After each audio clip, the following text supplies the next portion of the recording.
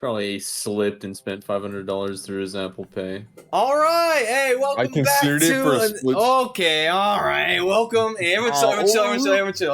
Stop talking about mobile games. All right, welcome to another episode here at Mindimax 20. We are live after a little bit of a hiatus. Tonight we'll be continuing our Graveblade Inquisition Strike Team Stray arc. And unless anyone has anything for the group or for anything at all, I guess that for that matter, we can just jump right into this. However, let me. Yeah, I think we're good. Oh, let me make sure everything's good here. Okay, that's unmuted. Okay, cool. All right, so we all ready? Everyone steady to spaghetti to get this thing going? I think so. Yes, sir. All right, so last we left off, you Strike Team Stray, as you had all a once kind of fractured team recently taken over by Captain Tiberius and his long compatriot brother Valdis acquired a couple of new members, Dallin and Tabix, as you guys kind of all started to kind of form some relationships amongst your group and getting yourselves and getting the new guy Tabix kind of settled in at the bunker. You guys just took care of some administrative things before a mission came down the chute in which you guys needed to meet in the briefing room to discuss. You guys got your mission brief. I was told the next day, early morning, you guys would be heading out, and so you guys continued to kind of get the things you needed to get kind of sorted and figured, and ended up heading to bed. Early the next morning, another brief was held to ensure that there was no gaps in the mission details. And amongst this morning, a couple different individual things happened amongst the group. But eventually you all made your way to the actual deployment zone, where you guys mounted up in each individual locker. And then eventually making your way onto the drop pod so that you could shift over to Shadefall and begin your mission. Tabix, the newest member of the team, also the engineer, once the shifting was complete, had to then navigate using the various instrument panels and devices that are attached to the drop pod to land the pod within the area of operation and then to safely get them down. Started out well. Slow job. The trajectory was on, and even the skill challenge for the trajectory went I would say almost as well as it could have gone. However, on the in preparation for impact, things got a little bit stressful, things got a little bit weird, and Natural One made everyone's life almost cut short fairly quickly. However, some quick thinking, just off of the understanding of Tabix, and then also with Captain Tiberius to kind of jump in, saved the drop pod from suffering massive damage, and as well as the crew. Upon impact, you guys, the kind of landing protocol commenced as you guys all kind of gathered your equipment and got ready to exfil out of the pod. As you guys opened the pod and started to kind of, saw that you were kind of kind of impacted into the ground and were kind of within this kind of hole.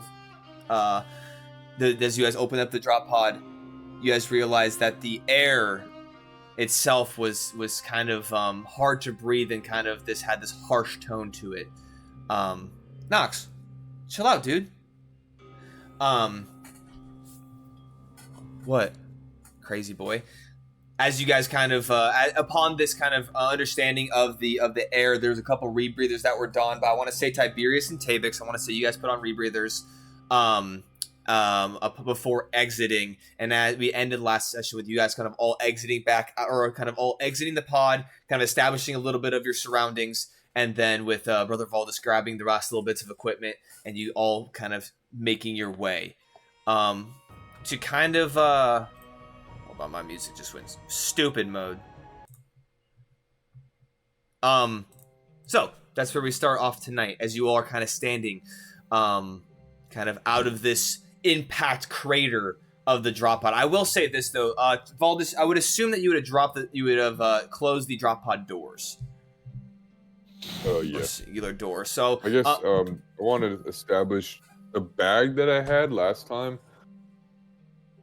Did I have like everyone's adventuring equipment in it, or does everyone want to have your own stuff on you? That's something that I guess it would be more of an individual note. I think in the bag is mostly going to be supplies and gears just on us. Yeah, that's what I was. Yeah. What did I have in the bag? I don't remember. Everything else. I mean, just like so you had basic rations, you had basic kind of hydration, like water and things like that. You would have some of the equipment that would be normal, kind of just normal things for strike teams to have out there on mission. Anything that kind of like rope, things like that. Just basic essential gear that you would need. However, I will say I know that Tiberius, you passed off the medical bag to Tabix and deemed him not only the engineer but also the medic of the group. But he is a cleric, so I guess that's not too far out of the realm. But for you, Brother Valdis, as you go ahead and kind of grab the kind of elevated, raised up door of the drop pod, you grab it, you grab the handle and kind of go to close it. You would know that there are kind of there is like an arcane kind of seal to the door that you can do on the exterior to lock it, and all you have to do is place your hand kind of a little bit underneath the handle portion on the actual wall of the door. You can kind of place your hand for a second or two, and then it'll lock. And then it'll secure the pod from entry from any outside threats or entities. All right, I'll do that so no freaks take up residence. Sounds good. In the pod. So as you kind of have the large bag slung over your shoulders, and you go ahead and exit, you all can hear kind of up out of the crater kind of area as he goes and just closes it. You can hear the kind of arcane seal of the door, and then he kind of clampers up out of the dirt up into where you all are. Couple points of order before we actually start the traversal progress here. So you would know, Tiberius, that communication is always established upon successful arrival to Shadefall. Whether that's in the pod as soon as you make your way out, whatever that might be. So, and the captain's ear telecommunication piece is rated for like planar messaging, so it takes a minute for it to kind of warm up and boot, but you can start that process if you wanted to give an update to mission control or operations rather. Okay. Do you wish to start that process? Me? Yes. Okay, so you as Baldus is kind of climbing up out of the dirt, you go ahead and the kind of arcane the procedure as to kind of activating that function of your piece. And so as you do so, and you can kind of feel the slight vibration of it as it starts to charge. And then another thing, so for the med bag, for you, Tabix, I don't know if I put the medical supplies. Who did I give that to? I think I might have sent it to... Not me. Did I send it to the group, or did I send it to... I think I might have sent it to Eric directly. Yeah, I don't think look. I have it. Okay, let me go ahead and grab it real quick. And I'll put this in the... chat, so then you guys can kind of, if you want to, at this time, you can go ahead and I guess I'll just put it in here. I don't know. Here, let me go ahead and actually. So there's that. You guys can look through there, and if you want to disseminate anything, obviously the medical, there's obviously stuff you'll probably want, like bandages and stuff. You can probably just keep in it. But in regards to there are potions in there. And then there's some poison removal stuff. So if you guys want to disseminate that. Also, in your locker, Tiberius, you had the 4 fire bombs, which I do not think you necessarily passed those out either. And so if you guys want to take a second, as you guys are kind of all up on this, kind of up out of the drop pod impact area, you guys can delegate any equipment to one another before pursuing deeper into the Festering Woods here. Drop pod secured, Captain. Waiting for their orders. All right. I'm gonna grab my fire bombs and So I go back to my locker to acquire them. No, you already. So you they were in your locker. You have them on your person. Now you just need to Oh. delegate them or hand them out because you Disseminate yeah them. yeah. There's Oh, like I'm not there's giving like, them to anybody. Oh, okay. Yeah, I figured he's got 4 arms. You Okay. can throw them all. I just wanted to at least make that point known if you had any intention of passing them out. But if you have them, they're kind of in like this little small satchel that you kind of have over your shoulder right now. They're just like in a little bit of like a kind of leather case, Okay. in a protective case. Is there anything? So in the medical bundle there is the rebreathers. I know that the extra ones are in Valdis's backpack, but then you have 4 potions of healing, 2 potions of greater healing, and 2 potions of poison removal. So that's stuff that you can delegate out if you'd like to, Tavix. So are the rebreather masks, those are the ones we used, or there's still 2 in that medical bag? So I think I added them in here. It's collectively you guys have 5. Okay. There's 5. So there's 5 within the drop pod, and then because they knew that you were going into this area, they gave you 2 additional in the medical bag. So right now you guys have 2 on you. So yeah, Tabix and Tiberius, you're both wearing one. So that's you're down to 5 total that you have. I left gonna one in the call out- pod and I put one in the bag. Okay, no, that's right. There's 1 left in the pod. So there, you guys have, I want to say 4 still on you. Hey, Biggs. Okay. Yes, Dylan. You're the engineer. Do you have any tools to see if we can breathe this air? So we don't have to use up these rebreathers just yet? DM, do I have any tools? I would say, so I would Do I say, have an oxynometer? I could just. based off your clerical and kind of healing past, I would say make a medicine check for me. Damn, no one rolls those. Make a medicine check to see if this air is breathable for you all. I have every die but a D20. Just a second. You're good. Google a D20. Bro's got all D100s. Yeah. He just divides the number by whatever he needs to. Medicine. Plus 4. 18. 18. You would know that upon well, first of all, as you guys are standing up here, you can see that there is like a pretty dense kind of greenish hue like mist within this space. And then upon you guys' immediate exfil or exit of the, well, I'd say just opening of the door of the drop pod as this air started to kind of filter in, a lot of you started to get that kind of almost kind of burning sensation in your throat and kind of in your nostrils and it kind of, you almost felt like your throat kind of closed off a little bit upon the initial inhalation of this. As you guys were breathing it for just like a minute or two, the intensity seemed to subside briefly, only because it seemed like your body was getting used to it in some capacity. But you would know, you said, what was it, 18 you said? Yeah. You would know that this air, if you were to continue to inhale it for long periods of time, would probably start to rack on your nervous system and would start to affect you considerably. Can't say for sure, Dolan, but I'm fairly certain that this air is not safe for us. All right, I'll keep this on then. I will say, as you both put your rebreathers on, as you can kind of, you now hear the kind of exaggerated like sucking of the air kind of coming in and out as it expels the air. The kind of stinging of the stinging sensation you guys had does kind of subside, and so the rebreather is effectively working. I will say, for those more experienced within the order, especially Valdis and Tiberius, you would know that the rebreathers have anywhere between 1 to 3 hours, depending on how much filtration they're running through. So depending on the intensity and how much it has to kind of filter out. And hey, found it, nice. I found it.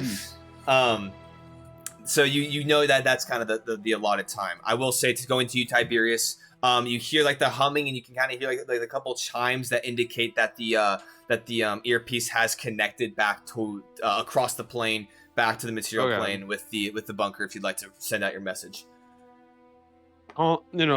Receiving over. This is Tiberius. We have hit planetfall, or we have we're here, and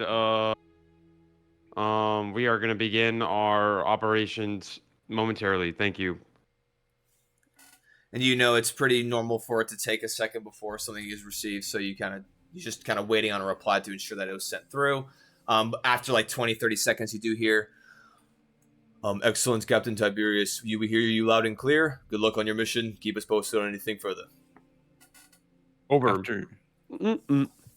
After All right. Colin asks for a mask, I'm gonna turn over Brother Baldus, and I'm gonna start reaching into my bag and pull out a mask. Do you like one? I do not need one. Interesting concept. I put it away. However, while we're here, Wait. Go ahead. Okay. There is a lots in here. I don't think it'd be fair for me to hold it all in my person. Would we like to share perhaps some poison removal and some potions of healing? And I'm gonna start pulling them out. And I pull out 4 potions of healing. So 1 for each, and I kind of hold them out to the party. I'll go over and take one. Okay. I also hold out 2 potions of poison removal. It looks like I'm struggling to hold it all, but it's working. And trying to hand it out. Someone take some. I'll take one of those as It's well. like Halloween, y'all. Take Yo, trick or treat, take my shit. Take one. I will. So I'll kind of hold my hand out and well, not like to take something, just kind of like and then I'll say I will leave those for the rest of the team. Okay. Captain, do you want anything? I'll take a potion. Thank you, Hand me son. a potion. And I'll start putting it all back in my bag. All right. Well, I guess you all know where to find it if you need it. Okay, so a potion of just regular healing potion for you, Dolan, and then a potion of poison removal for you, and then a potion of healing for you, Captain Tiberius, as well. And then you can go ahead and annotate anything else, like the medical bundle in your inventory there, Tabix. If whatever's left, you can annotate that. Got that. So communication, and then also, excuse me. Okay, so I want to say that's all the kind of the biggest thing. So firebombs you're keeping, and so I will say for you would know this, Tabix. So initially, as you guys were kind of conversating, upon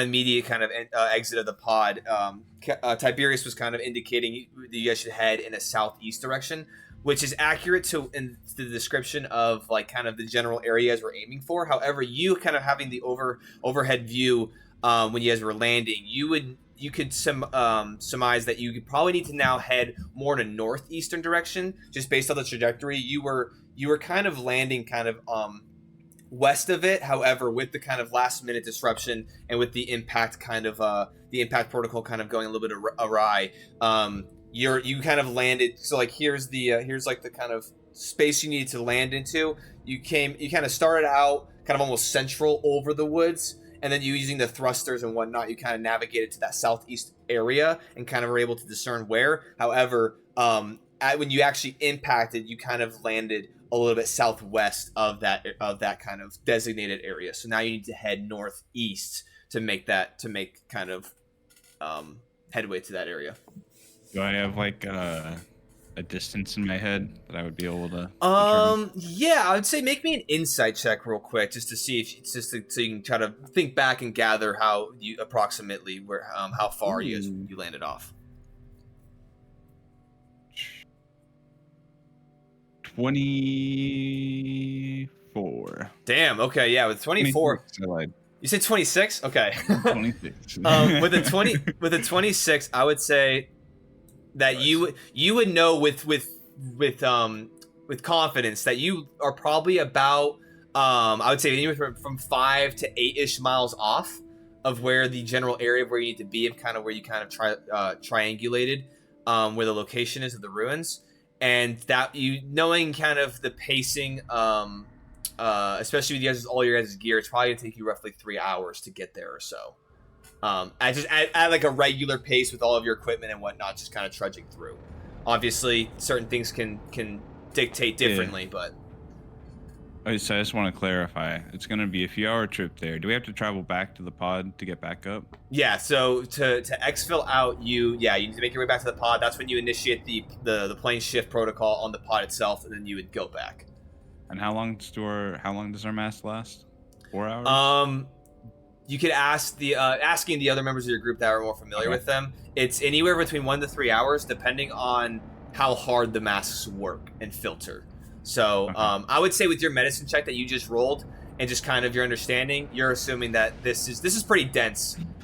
This is pretty dense. This is like pretty heavy concentration of poisonous air of some sort. So you're assuming it's probably going to be closer to an hour and a half that these will last. I'll turn around. Well, boys, I landed a little off from our destination. I think it's going to be a few hour trip northeast from here. Well, glad we're alive, lads. We should get moving quickly then. I am as well. But Captain, what about our mass? Are we going to last all the way there and back? Just be timely, be quick. And the thing is, as my understanding is that the air won't be toxic like this forever. And so eventually we'll reach a point where we can take the masks off and breathe air normally, but we should do that as quickly as possible. I see. So, Yeah, can maybe you concentration. constantly monitor the air and tell me when we're ready to remove them? Do I have that capability? I assume there's like a meter somewhere.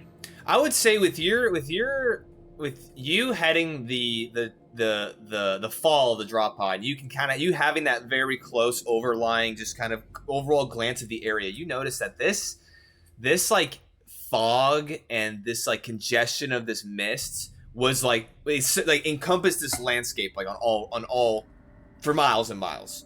And like even in the midst where you were trying to land and your trajectorize, it was abundant. So even just off this assumption right now, you're probably going to assume that maybe like when you get below, like into the ruins, is probably be an accurate timeline to be able to take off the masks. But I think that you're just having that overhead glance of the landscape. You're assuming that you're probably gonna have to either keep them on or endure the this mist for a while. This fog. That's it. Yes, Captain. I'll monitor, but I am concerned. I think it's a long travel in this fog that we're dealing with. I don't know. Well, we gotta come down here. We have to be here anyways, with or without it. Well, So you're we right. really can't, we can't change The it. logistics are weird, but I guess got nowhere else to go. Exactly. We'll survive. And I will say, you were with your estimations of travel, that's at like a normal pace. You can obviously quicken your pace and get there faster. However, that just runs the risk of Do we have a waypoint? Fast travel. No, but obviously if you go faster, that eliminates the ability for stealth or for, I guess, careful traversal of this landscape. So you just got to keep in mind, there's some pros and cons to going quick. There's pros and cons to going slow. So whatever the order is. All right, are we setting off, Captain? Yes, we'll set off.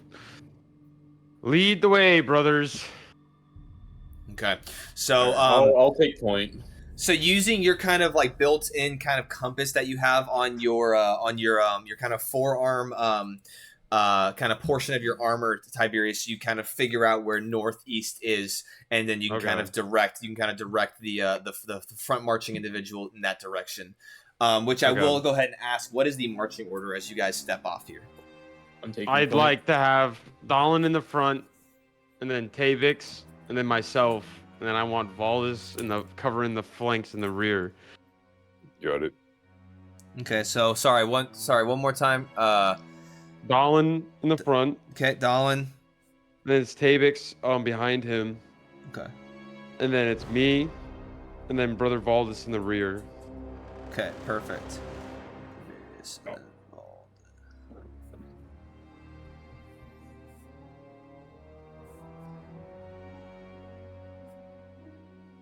Okay. All right. So with that, as you kind of Tiberius kind of directs you in the trajectory you need to go there, Dallin, you all kind of fall in line and begin to make your way through the Festering Woods towards your trajectory, towards your destination. So as you guys begin to kind of step off, you got a brief understanding. Oh, actually, what pace are you taking? Are you going to go quickened? Are you going to go normal? Or are you going to go stealth pace? I like to go normal. Okay, normal sounds good. Okay, so as you guys are just kind of making your way, glancing around, you can see, kind of recap what you guys saw initially on your exit there. You can see that the landscape itself around you has this kind of blackened, kind of dark brown kind of soil around the space. You can see that there are these kind of twisted and blackened and gray trees that kind of filter the landscape, or kind of scatter the landscape. Kind of, these trees kind of, diverse in height from probably 10 to 15 or so feet, 18 feet, as they kind of riddle this landscape. However, you also see kind of sprinkled in, much less frequent as these kind of dead, gnarled looking trees. You can see these much larger trees, probably about 20 to 30 ranging kind of feet tall.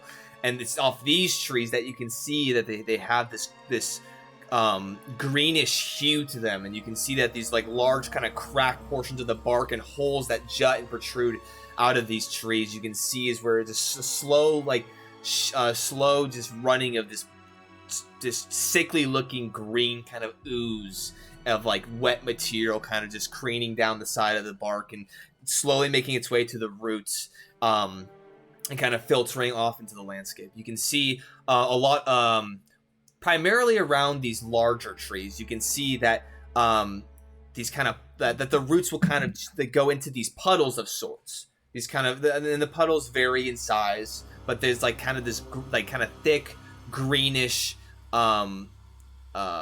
liquid kind of contained in these puddles that these roots are kind of embedded into and then run underneath the ground. And then kind of scattered amongst the base of these trees, these larger kind of sickly looking trees, you can see that that at points the ooze, as it seeps into the ground, it almost seems to be replaced with this kind of illuminescent kind of moss of sorts that kind of just scatters the ground around these larger trees. And it's interesting too. Everyone go and make perception checks for me as you guys are traversing. 1 sec. I gotta pull up my thing. Oh, that's what I was gonna ask you real quick. Can I get, what's your hit point total, Tabix? 90 current hit points or max? Max hit points. 96. 96. Okay. And then your alignment, I'm assuming, is what? Neutral good. Okay, I don't know how I didn't get these things earlier, but okay. All right. Perception. Everyone, perception. Go ahead and hit me with it. 14. Okay, 14. 9. Okay. Perception. Yeah, 16. 16. 69. Brother Valdus. Oh, he's chatting. Okay, I would say Tiberius. Brother Valdus is just too preoccupied with. Oh, you want to make a perception check for me? What was that? You want to make a perception check for me as you guys are making your way through here? 13. 13. Okay, so I would say everyone besides you, Tabix, and I think for good reason. You're kind of I would say or subconsciously you can feel the intensity of this kind of situation. It's just kind of that passive, just you can feel you don't realize you're tensing your shoulders and you kind of go to loosen them, and then as you continue, you kind of just all of a sudden you realize again that your shoulders are tensed up and you're trying to remain calm, but it's just difficult for you to, the entry was a little botched, and so that started off a little bit difficult, and now you're just kind of trying to stay calm, but it's kind of disrupting you from making from perceiving the surroundings around you, at least with any sort of depth, I would say. But the rest of you, as you're looking around, you can see that this moss, as it surrounds these larger trees, these kind of festered looking trees, as they scatter the landscape, you can almost follow some of these moss moss patches, and they almost seem to be like a network in a way, as you can follow them, and they almost seem to connect towards another kind of festering tree. You see one off to the left, probably about maybe 20-25 feet. You can see as this, it's kind of glowing faintly. You can see the ooze running off of it. You can see this moss scattering the floor underneath it. And then as you're following it, and as there's another one of these trees about 50 or 55 feet off, further down this kind of path that you're taking, you can see as the moss, not like in a super dense, super discernible path, but you can see as it kind of lines the floor and it connects to this other tree. And it almost seems, and it doesn't necessarily happen for every single one, but you can tell that there's every so often you can see these trees are somehow, there seems to be a connection between some of this moss and these trees, and it's strange. But as you're making your way around, does everyone have the reed breather on at this point? Right? I think so. Yeah, I'd put mine Yeah. on before I left Booty the off the camera. left the drop pod. Okay. Well, I turned around and put it on. Okay. All right. So, okay. So as you all continue, and you with those perception checks, you keeping your eyes out on the horizon as the terrain is relatively flat. I mean, there's obviously portions that kind of you have to step up and you kind of go over slight hills and you kind of careen around, you kind of are navigating your way, generally making your way in the northeast direction. The terrain is relatively flat, which makes obviously good time for travel. But it is ominously quiet as you're making your way through. There doesn't seem to be... Flat as in hills. Is there a lot of like stones falling over debris? Is there any of that? So yeah, so when it comes to actual like terrain, I would say it's there's slight hills. There's nothing super crazy drastic as of right now, at least. There are like these kind of darkened blackish looking rocks that will jet out occasionally, and they'll kind of disrupt your path. You'll have to walk around them. I would say beside like the only dense vegetation are these trees and this moss as it kind of builds up.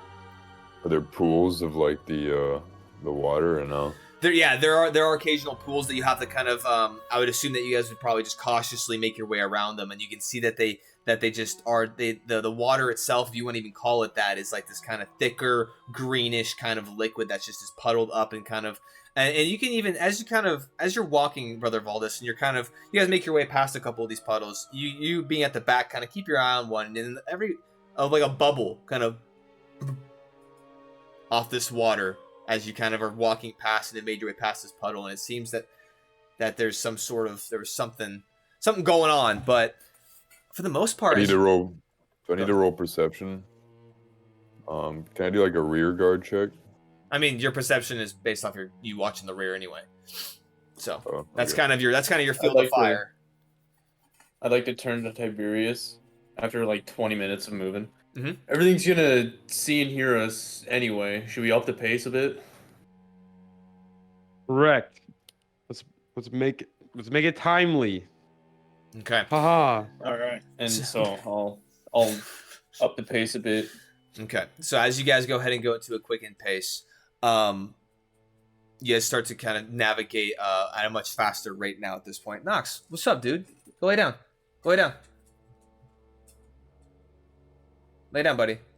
1 second. Bro, you almost choked me to death with your haha, bro.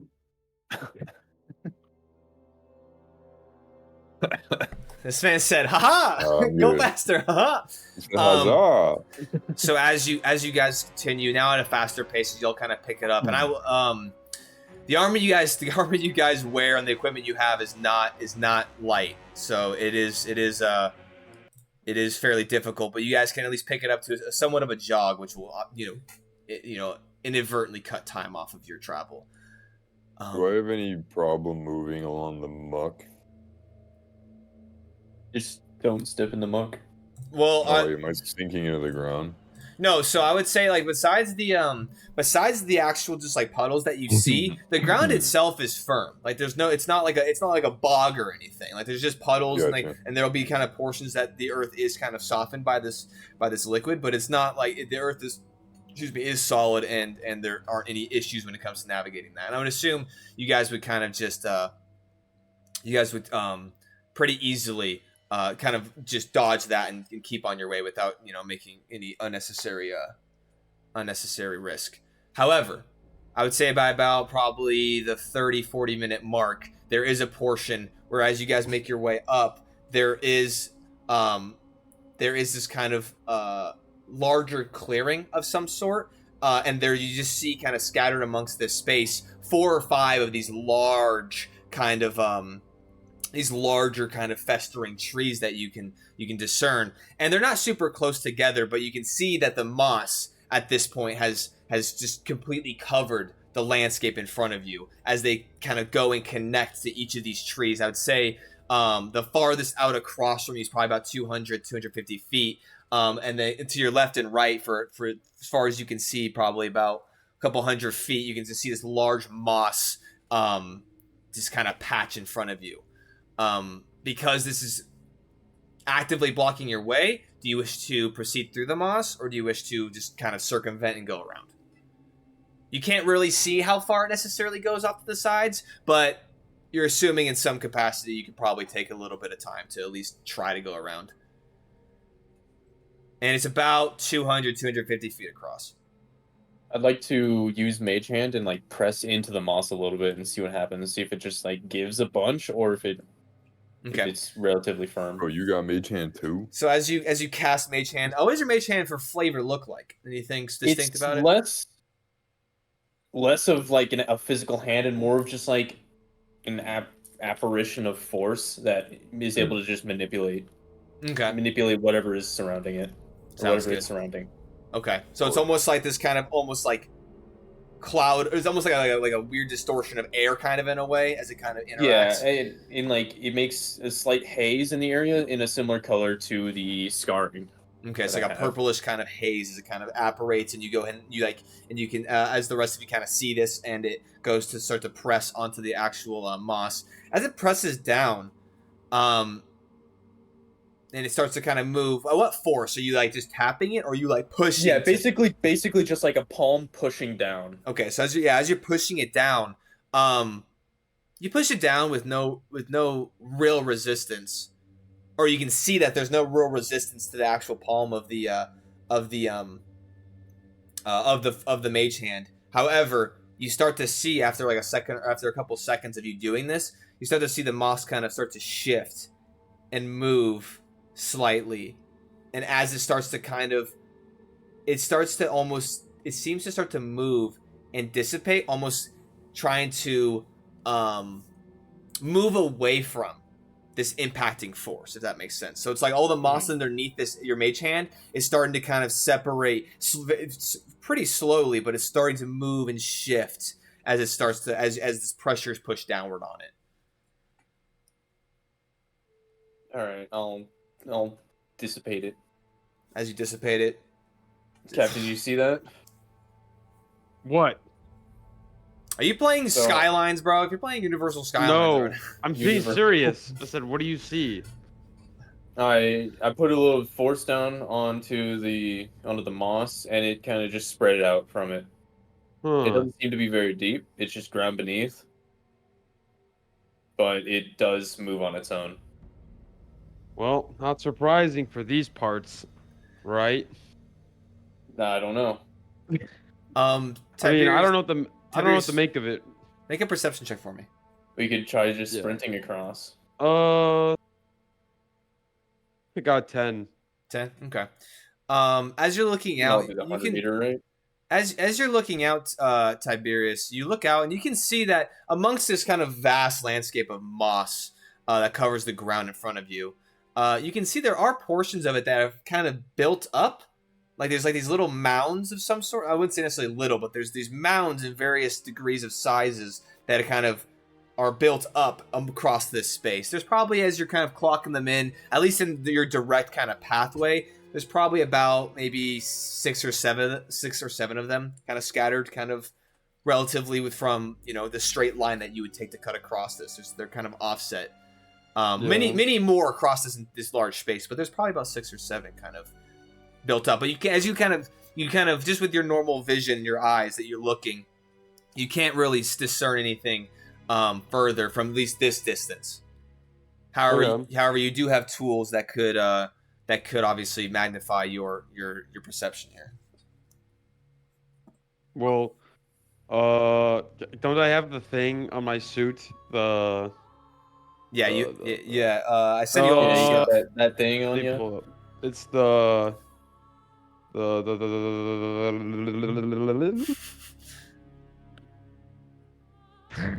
what is it?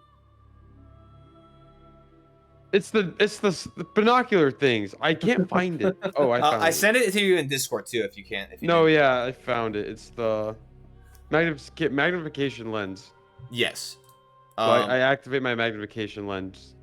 Okay. And then as you do so, let me go ahead and real quick. Let me go ahead and just read. I need to pull up your thing. Where are you? Oh, right here. I actually already have you up.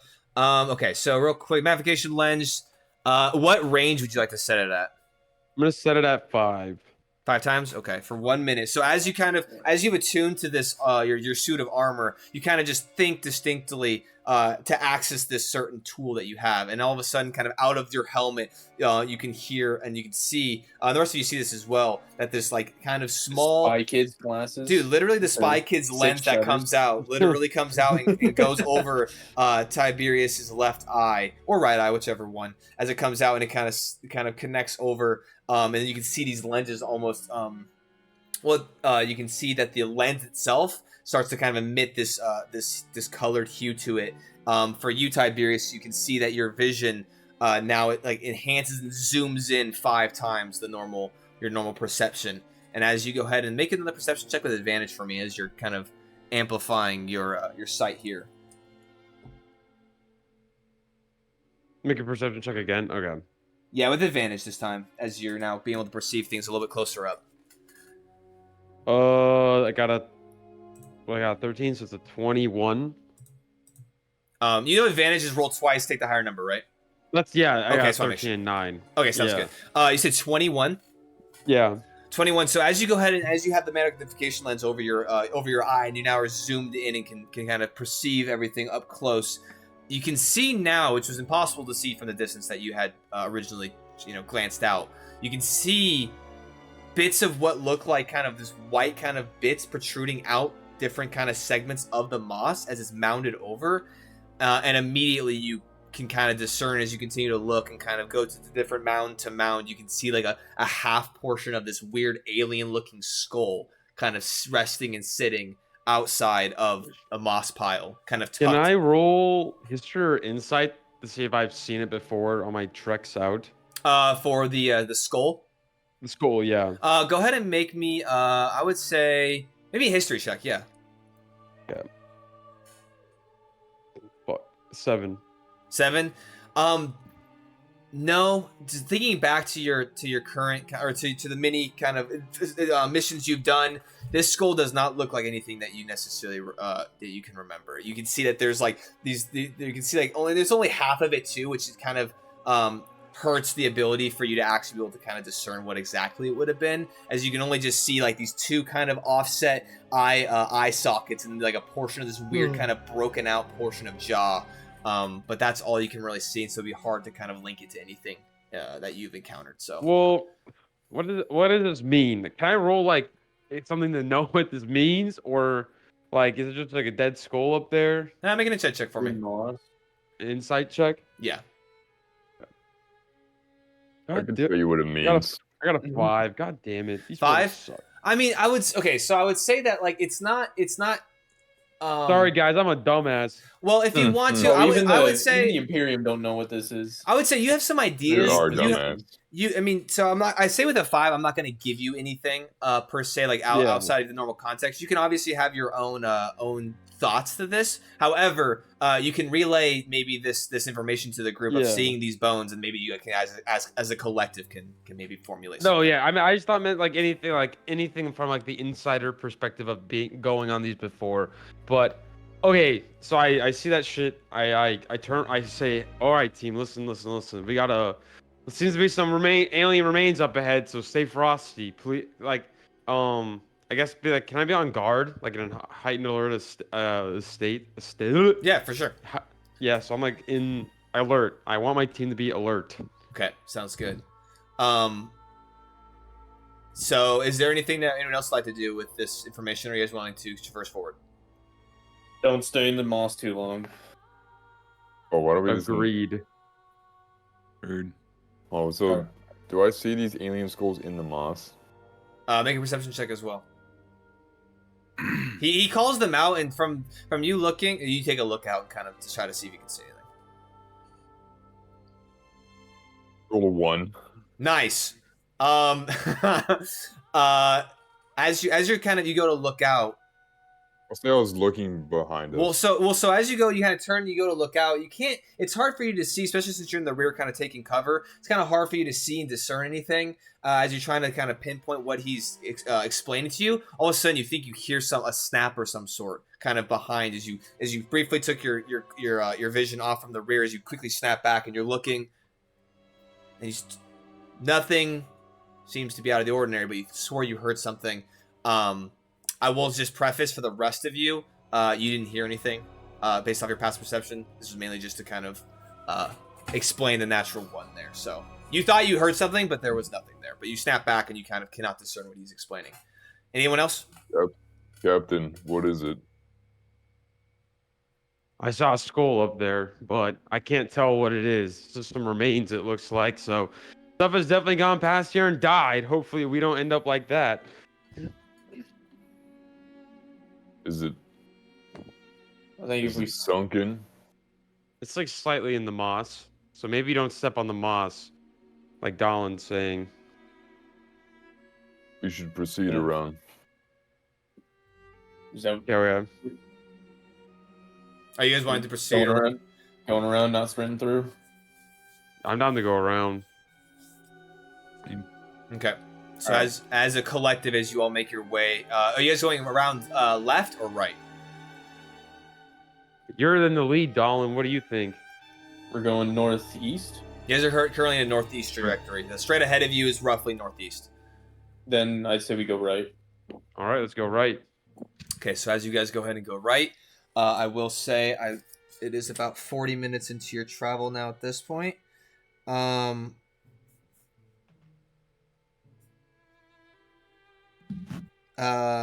As you guys make your way right, it's strange. So as it just keeps going and going, and as you're kind of making your way, and there's parts of it that you can see, if the moss does thin out in certain sections, like where you guys were standing originally, it was about 250, if not maybe more, feet out across this large patch. Now as you're making your way, it'll shrink some, maybe to getting to about like 150, or it'll then elongate. And you'll just see these tall trees that are just dripping this ooze. You can see them just continue to scatter, almost like a weird wall, as you see them kind of protruding out of this moss patch that just seems to continue and continue. It's just, and as you guys, sorry, my music got all weird. You guys continue for 5 minutes, 10 minutes, 15 minutes.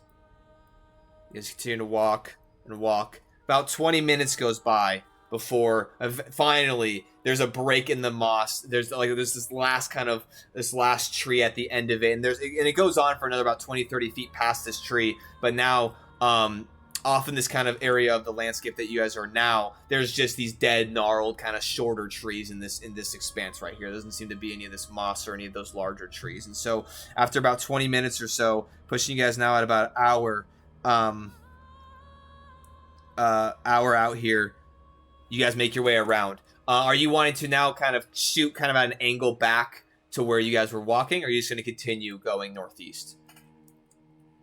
I was pretty good at Dead Reckoning. We should just go straight. Okay, sounds good. So you're just going to go straight from here. You're not going to try to recorrect from your original position? I think it would be a waste of time to try and recorrect. Okay, so Dallin, you just go ahead and confidently continue forward. I was getting yogurt and a banana. You're good, man.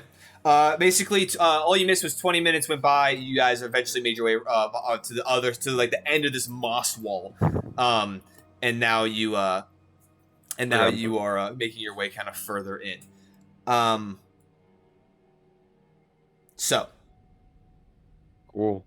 Sounds excellent. I will say, after an hour in, you all have rebreathers on, thankfully. However, after an hour in, just your skin exposed to this air, because the rebreathers are stopping any of the stinging to necessarily hit your throat and your nose and of that nature. However, your eyes are still getting kind of this onslaught from it. Nothing crazy, but your eyes are starting to kind of just twinge and kind of get just sore from the constant kind of slight burning sensation. Your skin is still kind of slightly just this slight kind of twinge to it.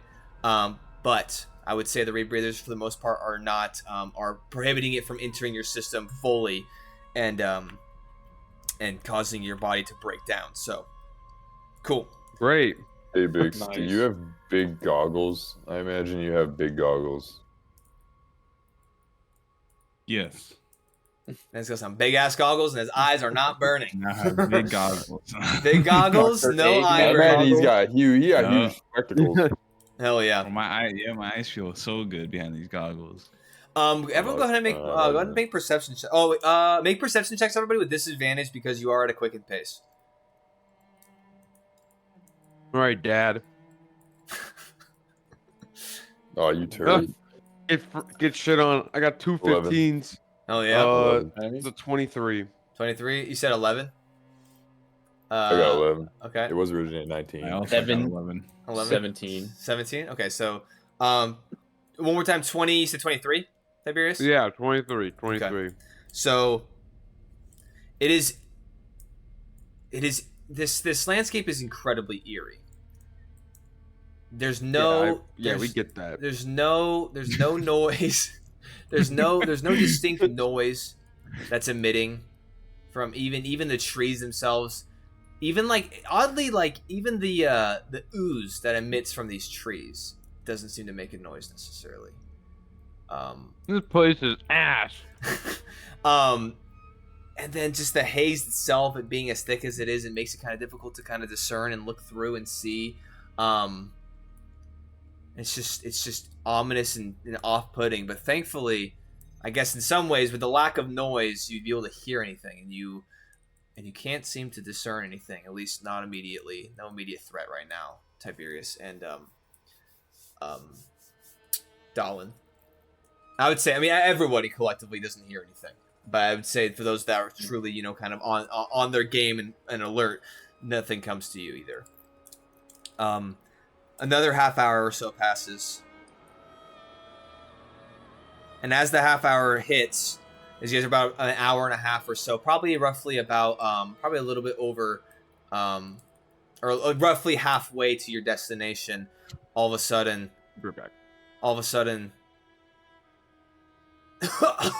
as the rebreathers now at this point are no longer functioning, you kind of hear this kind of almost this arcane kind of noise as the rebreathers shut down, and all of a sudden, as you're breathing now in through the masks themselves, the toxic air and it starts to sting, and it kind of takes you off guard, and you start to kind of have to hack a little bit and cough as you strip them off your face because they're no longer doing anything for you.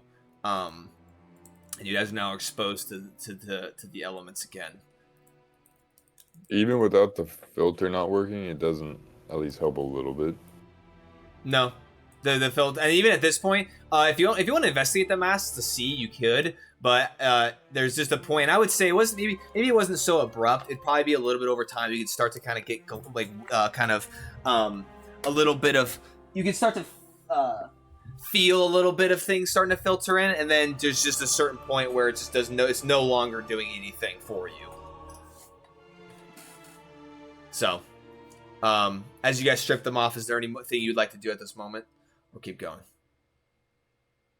I'll tough it out for as long as I can. Okay. I guess I will as well. Follow suit. Okay, let me go ahead and mark this in my thing. So we have what? Just one left? We had 5? No, so you got 2 extra ones. So you were at 7. You left one in the pod, so you're at 6, and then 3 of you used them, so you're now down to 3. We left one in the pod? Brother Valdus did. I judge him internally. I figured. I don't need to justify my actions to you. This MF doesn't think about anyone but himself. All right. Cool. Bro, that's for what if you're on your last limbs, dude, and you're You don't need the rebreather. We're the ones who What need if you're them. 5 feet away from the launch button and then you just pass out? What if you'd already had that rebreather on you instead of it being in the drop pod? Not meta. No meta, bro. No meta? Alright, my bad. You don't know what I got in my bag. A random adventurer will find it one day. and live. You'll find. Yeah. Well, no, Paying it'll it be forward. locked. It'll be locked. So he's like, "Oh, let me in, Aw. please." In medieval D&D, they'll find a drop pod with a respirator, dude. They're like, what the hell? Anyway. All right, but as you all kind of doff the rebreathers that are now polluted, you guys go ahead and continue making your way.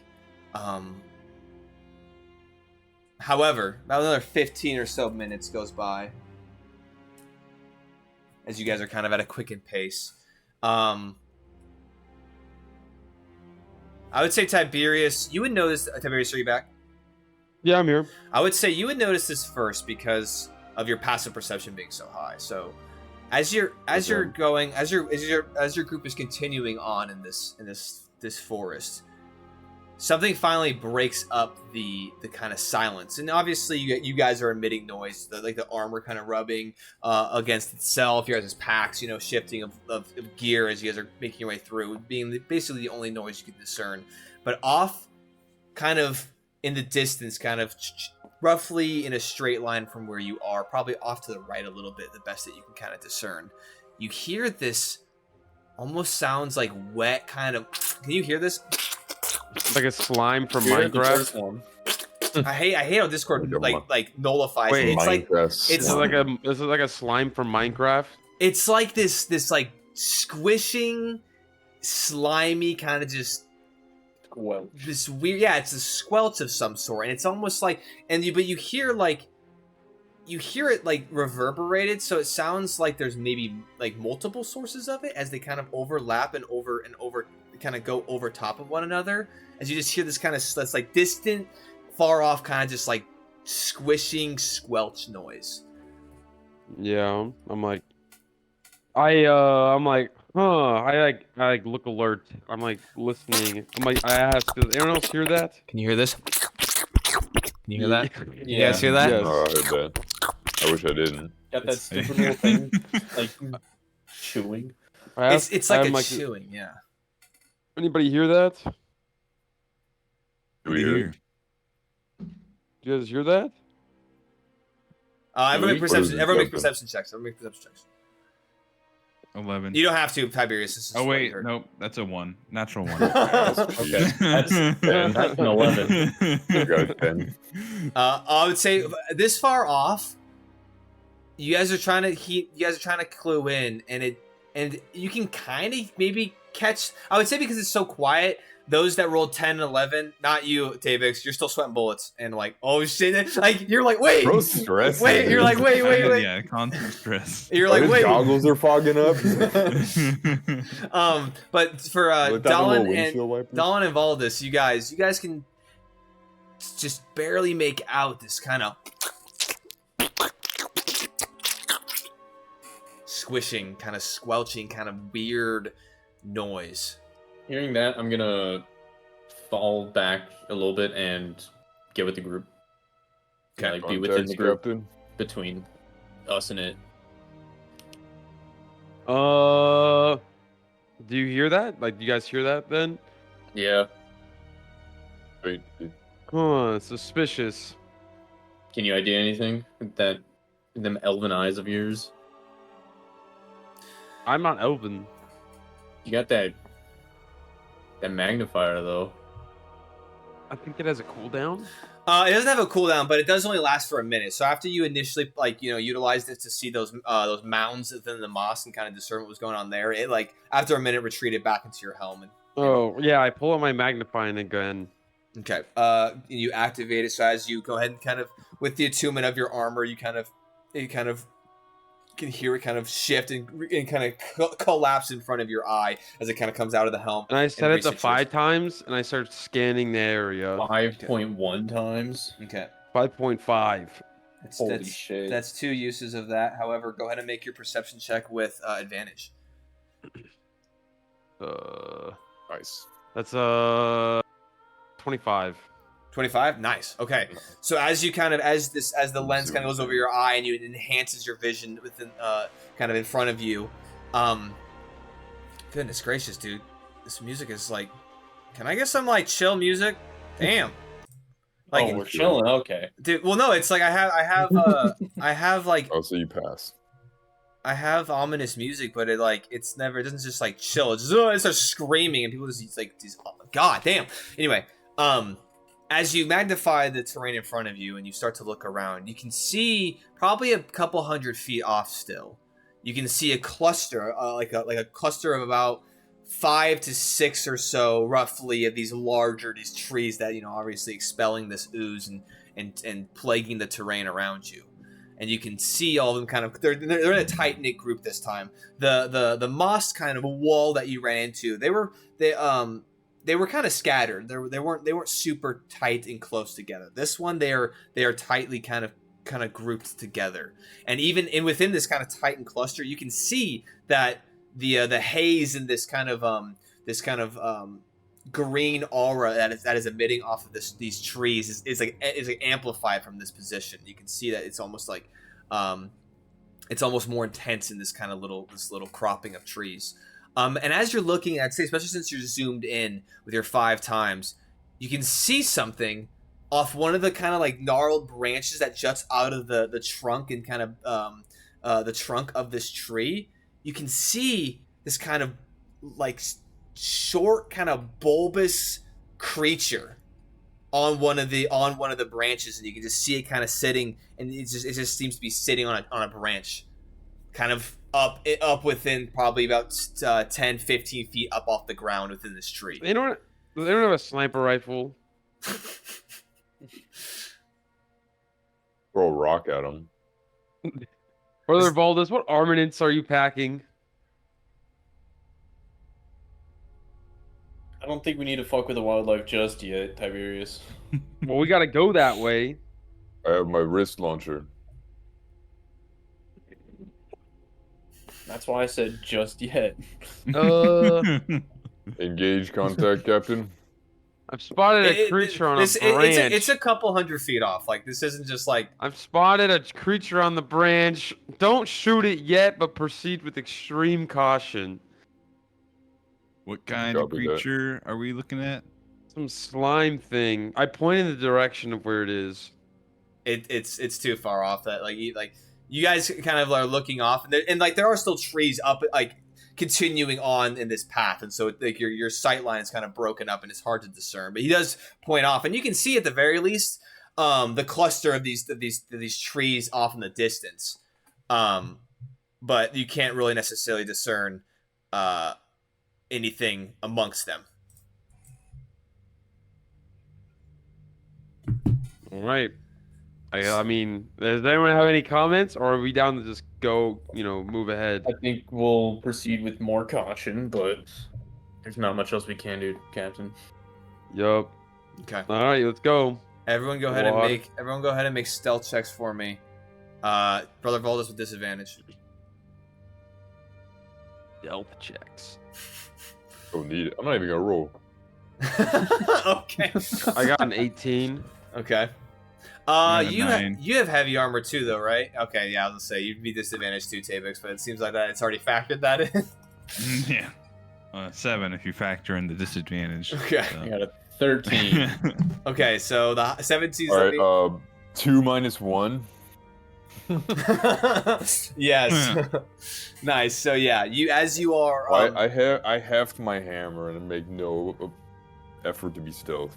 Yeah. So as you guys are all going I would say cautiously in the sense of slowing down, but you, Tiberius, taking extra note to kind of watch your foot placement and just continue. Brother Valdez is slower, but is making no discernible efforts to quell his noise. He just and you hear his armor just clanking against itself, and then his heavy footfalls just stepping onto the floor. And then you can hear Tapix's servo arm kind of just like swinging kind of back and forth, kind of his armor pieces kind of connecting with itself and rubbing. Servo arm hits into Brother Valdez. Yeah, literally. Windshield wipers going crazy. Yeah. So, but as you guys go ahead and approach further up, making your way kind of slowly, kind of starting to gain some ground and some onto this kind of clustering of trees, slowly but surely, this noise, this squishing, this noise continues to get louder and louder. I will say, as you kind of start to continue, there is a slight kind of hill that goes up a little bit before it dips back down into a little. I wouldn't say like a pit or like a low point by any means, but it kind of there's a slight decline into this kind of little lower portion of the terrain. And as you guys kind of come to the top of this little slight hill, you can see now at this point, looking in. Let me go ahead and actually, everyone make perception checks again for me.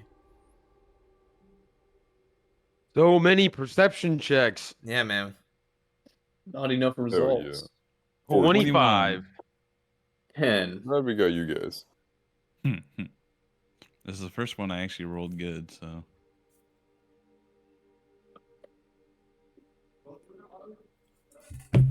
I sent something in the chat if you want to take a look at that.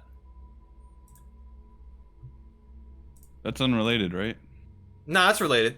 Damn. Oh my god. Oh my god, it literally is. It literally is that thing that I sent. I'm gonna annihilate that thing. Dude, look at the GIF I sent. That's what it looks like? Oh, it's the other thing. I looked at Nathan's thing first. Yeah, that's basically that's all. Wait, you need what to did see. you I send? looked at Nathan's thing first too. Wait, where did you send it? Where did you Freaking send chatting? Go. it? Bro, that's literally. Oh, hold on. I have this. I have it on the stream too. This is what he sent, and then Nah, there ain't no way, dude. and then It's like this in is. SpongeBob when Squidward's like, that's what happened when I looked at the other thing, dude. Oh, I didn't mean to click that. So, So yeah. Anyway, so one more time for all the perception checks. 21. 21, 25. 25. Can we see it 14. yet? What did everyone roll?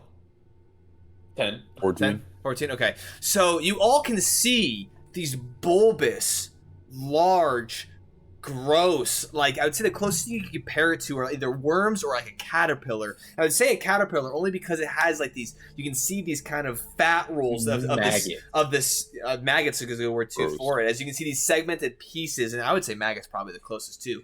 As you can see, kind of clustered within this grouping of trees, you can see scattered along this kind of and this moss pile is a darker, kind of brighter, not it's like a more vibrant hue of green than the moss pile that you guys kind of traversed earlier. The moss pile that the moss patch that you guys traversed earlier was kind of this kind of darker, kind of sickly looking green. This is like a bright, vibrant green.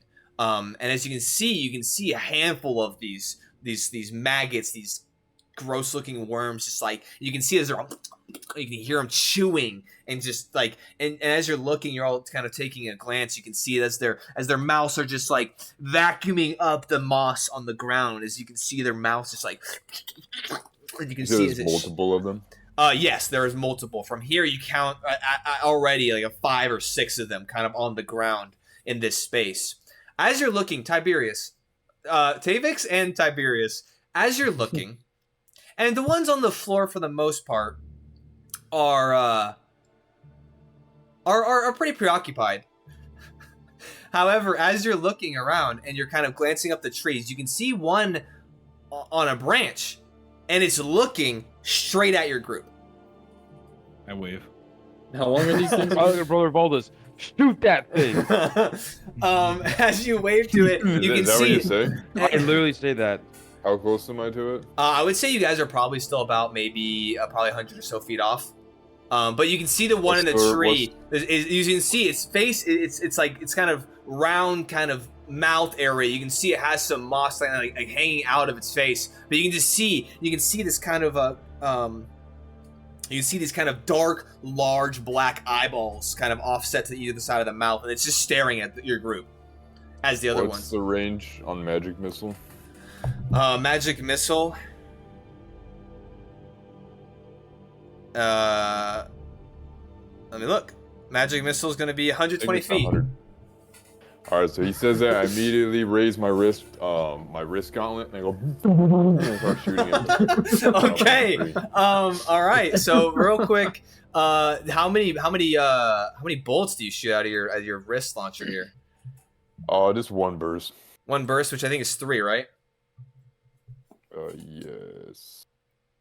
Okay. That's 6 charges. It'd be 1 charge, 3 ammo. Okay, sounds good. I will say with this, as Kadiri says, "Yo, shoot that thing," and you just hear the and as you hear this kind of force of arcane energy just rip out of Brother Valdis's gauntleted kind of machine gun like portion of his forearm. I want to go ahead and ask all of you to go ahead and shift over to Tailspire for me as we go ahead and jump into this combat. Shit. Ooh. Hell yes. Good thing it's updated. What is Tailspire? Tailspire is the software that we use for battle maps. I guess no one told me this. I guess I should. I can stream right, it. that's right, this Mess guy's with your new. cameras. I should have probably told you that. I think that was that's on me. That's on me. I will say that. Hey buddies. Hey Nox. All right, I don't know how to use this, so Does this mess up the stream? let's get it. Does what mess up the stream? I don't. If you share your stream or screen, it might offset the. Wait, are you sharing right now? Yeah, I'm sure. Oh no, it doesn't do anything. It doesn't. Cool. As far as I can tell right now, it does not do anything. And there's no music setting on this? How do I? Please give us a little bit, folks. We're gonna go and queue up our combat here. Bro, I don't even have. What is this thing? You're gonna find out. Bro, it costs one payment of $99.99. Yeah, Well, one- it'll be forever. It's true. What? It's like a battle map builder, Eric. It's like a 3D terrain builder that you can. Well, use how do you get it? It's on Steam. It's on Steam. Bro, Yeah, this It's is a 20. game. Bro, this is $25. Probably. I'll share my screen. Yeah, as I say, you have people who are willing to share the screen. Oh, I think actually, how about this? We'll go on a short break real quick because I know that I still have to add you on Steam as a friend before I can even invite you. So we'll go on a short break as we go ahead and get everything kind of. Well, no, it's a room code, isn't it? Is it? Yeah. Oh, maybe it is. Joint campaign, it's a code. Oh, well then hold on, never mind. I think there might be less we have to do that. Oh, that's right. Yeah, you're right. And then I can just copy paste it and then send it to the thing. Okay, yeah. All right, let me go ahead and How do I?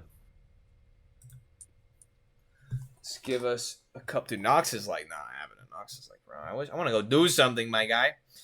How do I exit full screen on it? If you press Alt and Tab, it'll tab to another program. If you hit Alt F4, that'll do full screen. Oh wait, Tab, Okay, you're on the we'll Mac, do that. aren't you? You're a sick bastard, you know. Yeah, bro. Alright, I don't know what tabbing out is on Mac. Are we Command Tab? Yeah, Command Tab. Okay, let me go ahead and. Figured it out. Command tab. I haven't done this in a while. How do you invite people to the board though? Oh, right here. Players, generate invite code. Show that. Can I do that? Said Brother Baldus, shoot that thing. Dude, When will you that thing is learn? probably just staring at you like the fucking thing I said. Okay, that should be good. Yeah, that's what it was. Bro, And I just blasted bro, it. it was taking a quick chew, my guy. Yeah. Did you guys? Hold on. Yeah, so I can join I'm in. campaign. They hit Ladies join. and gentlemen, I'm in. Okay. Alright, what's the invite code? I sent in the Discord. Yeah, don't Okay. read it out loud like a goober. Yeah, unless you want A, random B, people joining. C. I can give. Okay, I gotta give permissions here. So GM, player permissions. There you go. Our stream's still on. I'll be right back anyway. All right, yeah, we're gonna do. Yeah, I guess honestly, we'll just take a break. We'll just take a break at this point. We'll see you all It's back been here, an hour and a ready to half. go, and then we will get combat underway. See you back here shortly. Alright, I'm good. Yes, gamers.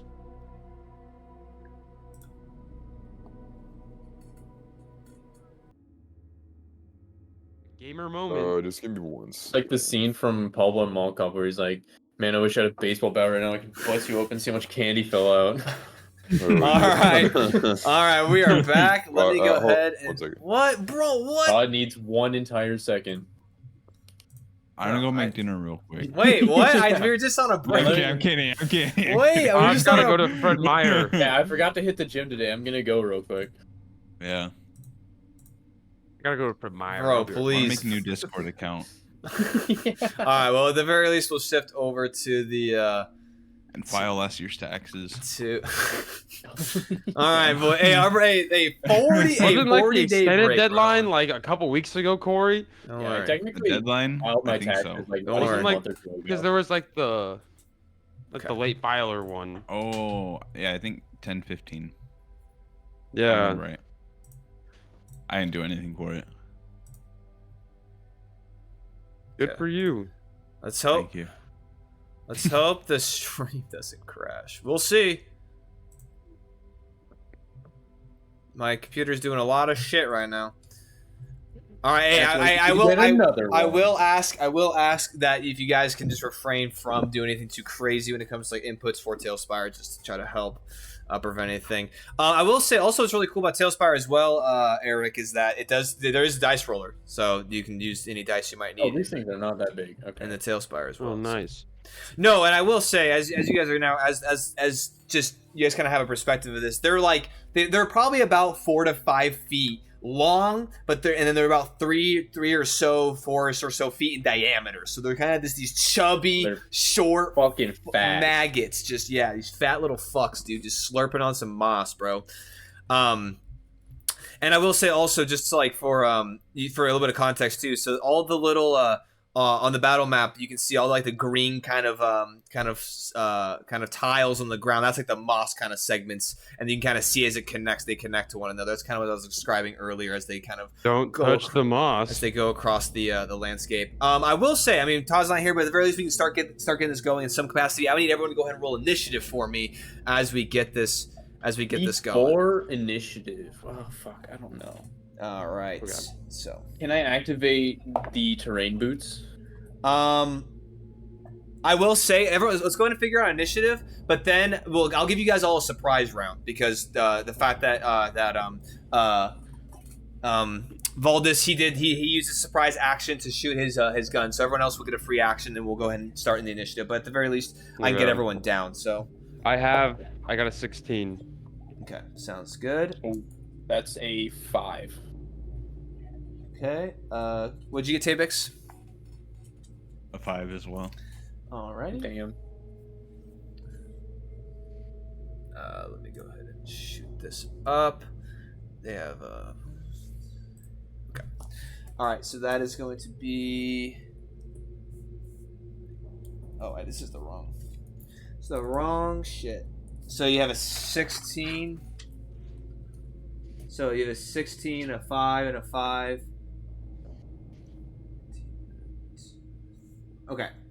Are we live again yet or no? Yeah. That's why I said welcome back. No, my Yeah. bad. I wasn't paying attention. No, you're good. We're just kind of and I guess I can give a little bit of cut. So here's the freaks of the, and then obviously the minis and Tailspire are pretty. The pool is a little bit smaller, so I don't have the exact mini representation, but this is the best I can do. You can't make a fat ass little maggot in here, my hero, Maggot Boy. Yeah, you just Who's ready to play? you take all of Who's the ready to play limbs and grub? muscles and scale them up 13 times, and then boom, you have a maggot. Ready to play Grub Smasher. Go ahead and roll your initiative for me, brother Valdis. Lemon Smasher, that whole Big game hunt. Dude, this is just. Dude, I'm about to turn this into Lemon Smash, dude. Holy shit. Alright. Okay. Yeah. Go ahead and roll your initiative. Initiative so far is pretty low for your group. Mine is 13. 13. Okay, so then that is. Whose dex is higher, Tabix or Dolan? I have only +1. I have 0. Okay, so that'll be Okay, so me. We have not a Right. dexterous group. Dolan. Yeah, no. Dex is for nerds. Dex is for the weak. Texas for winners. All right. How Okay. would you know? I will deck. say though. So as we start this off, initiative. Okay, so there will be a surprise round. So initiative. I have all that in set, but we are technically not in round 1 because you guys hit a surprise round off. So as you, Brother Voldus, as the 3 missiles, and you will see emitting from this kind of elevated portion on his on one of his. Is it your right or left arm, Brother Voldus? It'd be my right. It'd be my right gauntlet. So so this elevated kind of like portion of this housing on his right gauntlet, you see 3 of these missiles shoot out of it, and you can see they streak kind of arcing over one another as all 3 shoot across this space. And go ahead and let's see, you are this one, so you're gonna hit the one that was staring, which is up in the tree. So that was easily within range. So go ahead and roll your. I don't know if you know what magic missile is. Did I not send this to you? It'd be 3 attacks of 1d4 plus 1, right? Yeah. Did I send you magic missile? I can send you it to you again if needs be. Yeah, I noted it down on my. Yeah. So you're gonna do 3d4 plus 3 against this creature. Yeah, your smart rounds. Oh yeah. SMRT. Smirt. And this is gonna be. All right, go and roll your damage. 10 damage. 10 points of damage. All right, nice. Starting off strong. I will go ahead and have this one make a dexterity saving throw to see if it can stay up on the branch that it was getting pelted by. That is gonna. I will say that. So as you let loose this volley of missiles, I don't know why I did this. That's okay. So that is okay. So as they careen across this space and just almost impacting simultaneously, as you can see this maggot caterpillar-like creature, as it hits three times, it kind of lets out this kind of like kind of guttural like shriek of, as it kind of, you can see it gets hit, but you can see its legs almost like grapple and hug onto the branch it's on as it shifts off to the side slightly and then stops right before it falls off the branch. That is going to be, Brother Voldus, that is going to be your action. Is there anything else you'd like to do with your turn? You can have movement, bonus action. Yes.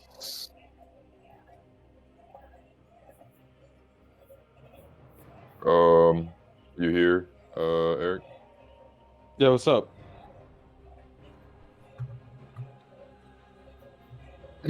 What's up? Engage the enemy. Oh, it's my turn. No, Sorry. no. I'm asking you. No, he's that. asking you. He's asking you. You Yes. already engaged. Go. All right, I will rush forward. Kill them all. So yeah, 5, 10, 15. That is moss though too, right there. If that is,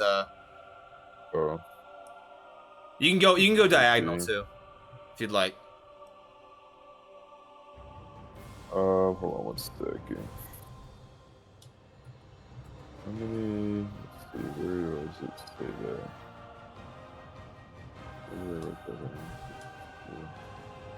I will say, for the initiative, Tiberius, go and start thinking what you're going to be doing once he's done.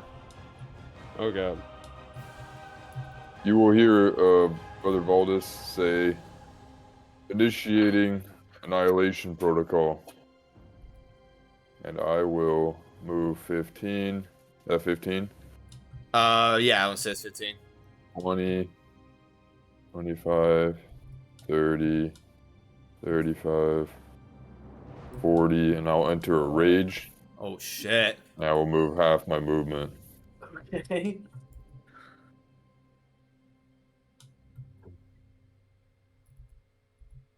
All right, with that, so I'll rush in. I have my hammer in 2 hands, and then I will basically you rotate like the handle on it, and then it will initiate like the power, like the psychic force. Nice. I guess is that 70? It'd be 40 plus 20. Do I need to move back? Oh, Yeah. no, that's me. That's me. That's measuring me. No, you're good, because you started, I think, right here. So, yeah, I'd say just right. Hello? Oh, yeah, I'd say right here is good. You're good. Okay. Yeah, basically, like you see the hammer, it'll basically energize. Are you casting Thunderous Smite on it? No, not in melee range. So you're not going to do it preemptively. So you can technically cast Thunder or Smite on it, and there's concentration up to 1 minute. So if you wanted to do it preemptively and then hold it, you can. However, you just got to keep in mind that if you were to be attacked before your turn, it could break it. But at least it frees up a bonus action on a later turn. Oh, Thunder Smite's a bonus. Yeah, to activate it, and that's what you have. That's what you have on your hammer, right? Yes. Here, I can send you. I can send you that one as well. Okay. That's if you take enough damage to lose concentration. Correct. No, I could not. I couldn't. I used my rage to initiate as a bonus action, therefore I cannot. Oh, that's cast true. that right now. Okay, and I will say you are in a rage right now. Let me go ahead and. Raging against the machine. Yeah, when are we gonna get tags in Tailspire? Yeah, dude. There's a couple things in Tailspire that, man, if they added it, it'd make it so much easier. Hopefully one day. Go ahead and for me. You want to just describe to me how you rage, in your thick suit of armor, and kind of how does your rage look flavor wise for your particular character? Also, I already initiated Annihilation Protocol, and I will say the like kind of tubing, or I guess normally like the parts that are glowing on like the armor will turn like a dull red. Hell yeah. Okay, so as your kind of rage almost affects your armor in of itself, as you guys are kind of at this point bonded together, as you shot these missiles and now lumbering across the landscape with your hammer, as you go ahead and just charge head first in. Tiberius, go ahead. You are up, my good man. Your surprise round. I guess one more. I'll say, like for this armor, the power output to like pain dampeners will be instead switched to increase power output. So okay, gotcha. That makes sense. Yeah. Alright. Cool. Tiberius, you're up. So I walk down to behind Todd first. Okay. That is gonna Can be. walk You have 30 feet. casually. You have 30 feet of movement. I walked at my right there where the marker. Yeah, not on the moss though. Yeah, I got you. You're outside of it. Yep. I'm there, and then I cast Eldritch Blast on the creature on the branch. Okay. What's the range of Eldritch Blast? It's pretty far, right? It's 120. Yeah, it's 85, man. Go ahead. And I focus both beams. Can I focus one beam on that one and one beam on the other one? Do you get 2 beams? Double Yeah. barrels. At 5th level, I get 2 beams. Okay, 1 second. Rose beaming. Hell yeah. Yes, you can certainly target 2 different ones if you'd like to. So I target 2 on the tree. One like that one, the closest one, and the second closest one on the trees. I think that the second one is. Oh no, but it's definitely within range. All right, cool. Sounds good. So go ahead and make your 2 attacks, ranged spell attack. So you just roll d20, right? I've never cast. Yeah. You roll d20, and then you add. So you scroll down to your spell sheet of your character sheet. You'll see the to hit bonus and the little plus whatever. That's what you're gonna add to these rolls. Oh god. And oh god. You love casting. So I just roll once. You just roll once, yeah. Yeah, 17. 17 hit. That's gonna hit the first one. And then I'll roll. And that's a 22. Nice. And Both second hit. two. Yeah. Go ahead and roll damage for both of those. D10. So the first one does 6. 6 points of damage. Okay. And the second one does also 6. All right. Nicely done. And it's force. It's a force damage. Sounds good. I'm gonna go ahead and make them both roll dexterity saving throws to see if they can even maintain their stature up on those trees.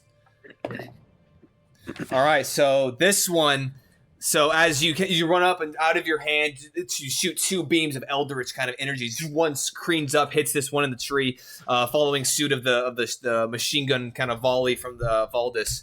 As it hits this one, it's already offsetted kind of statures. It's kind of using its tiny little legs to hold onto the branch. As you hit it, it comes free. You see its little legs kind of like wiggle as it falls to the ground. Which I will say, Let's fucking go. I want to say, isn't it 10? It's D6 for every 10 feet, right? I think so. I think it is. So that's about 25 feet. So 46. that's going to be 3d6. Dang, that's a lot. Yeah. So All part of the plan. as that one falls and wiggles, all you hear is a resounding like splatting noise as it falls and hits the ground and just like explodes and just dies. Where's kill? Status. Kill you. There we go. However, that one falls and manages and just blows up with. You can see its like body kind of just explode, and you can see just like gross internal goo kind of shoot across the space. Back up, Nux. However, the second one, as you hit it, this one it's like pushed back, but it does manage to stay on the branch itself. That is your action and your movement. What else would you like to do? If If anything. bonus action, I think. Blasted one of them. Yeah. Do I get a bonus action? I'm trolling. Depends on what You you're should. doing, I guess. You only I shot Eldritch Blast.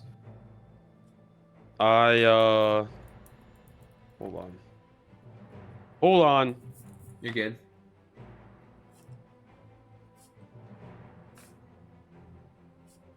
Can I give Todd Bardic Inspiration?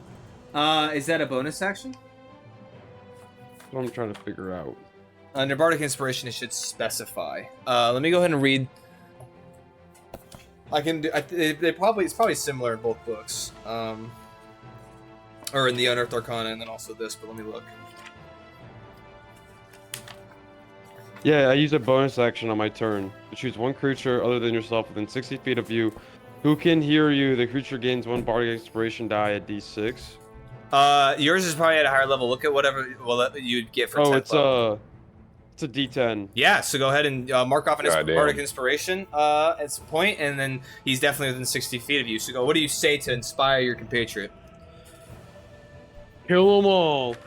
There you go. As you hear this resounding phrase from behind you, Valdis, you're not only raging, but also feel inspired to just truly destroy what is in front of you. So you do get your Bardic Inspiration. That is your bonus action, and I want to say that's the end of your turn, if I'm not mistaken. How long does it last? Until you until- use it. Till I use it? I think till it's like 10 minutes or until you use it, I think. Let me look. But next And up, that's to Dolan, you're hit? up. It's 10 minutes. All right. Yeah. So how do you want my jump to cost now that it's tripled? Since You activated your boots, that's right. yeah. Um, So do you want it just cost the normal 16 and then I jump the full triple, or how? if you've already done the math, and yeah, I mean, that's fine. All right, yeah, I'll just do that. So my jump distance is 16, tripled, so 48. Yeah, so just fit to And fit, I'll have just a, to 50 a is fine. 14 foot run up. Okay. So 14 plus 48, that's This whole number, so 15 plus 50. okay. Yeah, I'll leap right to the side, a little bit to the side of. Okay. Yeah, I'll move your character as you. Oh, yeah, I thought you were gonna leave it. That's okay. Right here. Yeah, about right there, and I'll be facing them. Okay. And with, what's the distance to that one nearest to us? Okay, too far. I guess I'll use Mind Sliver on this one right here. Okay, Mind Sliver. Let I'm me gonna go. use Mind Sliver as my cantrip. Mind Sliver. Let's see. And so I'll focus on it. The scar on my face will burst a bright purple, and then like there's like a small flash of light out of the creature's mind as I cast the cantrip, and I believe it needs to make a Intelligence saving throws, if I'm not mistaken. intelligence. Yes. Which their intelligence is, in fact, shit. So, let me go ahead and roll that. Well, that's pretty good, though. Let's see. I think 12. I'm assuming that probably does not pass. 12 does not. No. 12. Yeah, 12. Yeah, they rolled a 16, but their negatives got them back down to 12. So, Nice. So go ahead and roll your damage. And which one was it against again? The one furthest to the right. Hang it again. This one. Okay. Nice. My sliver is Don't forget to add your 5th level is 2d6. Yep. And then it's a Fifth it's a level. D4. It's I'll just put mine. Yeah, subtract 1d4 from its next saving throw. Okay, nice. I'll See, take Before that. the end of all my the way over there. before the end of my next turn. Okay. Oh, wow, that's 10 damage. 10, nice.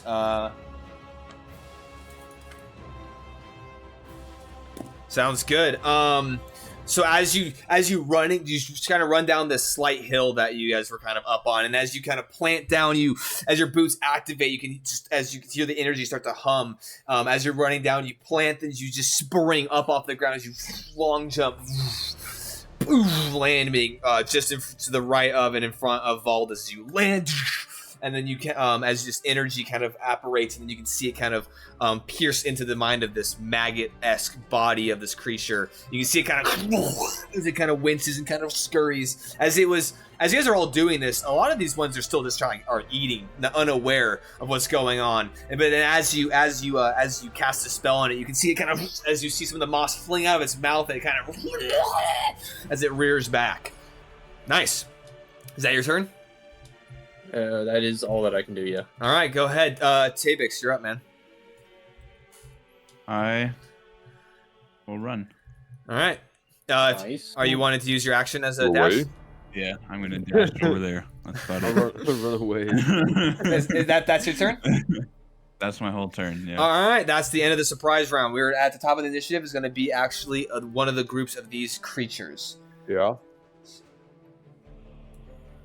So now kind of seeing your presence, you kind of all now see the one kind of yells out from this impact, the one falling onto the ground kind of gets their attention. They all look up and they all kind of, you hear like the gutter like, ugh, and they'll like kind of start to look and see this threat, at which point you kind of hear a resounding almost like screech start to emit from all of them as they rear their heads up and kind of reposition themselves. And now you just see a flurry of them as they're all going to start to scurry towards you.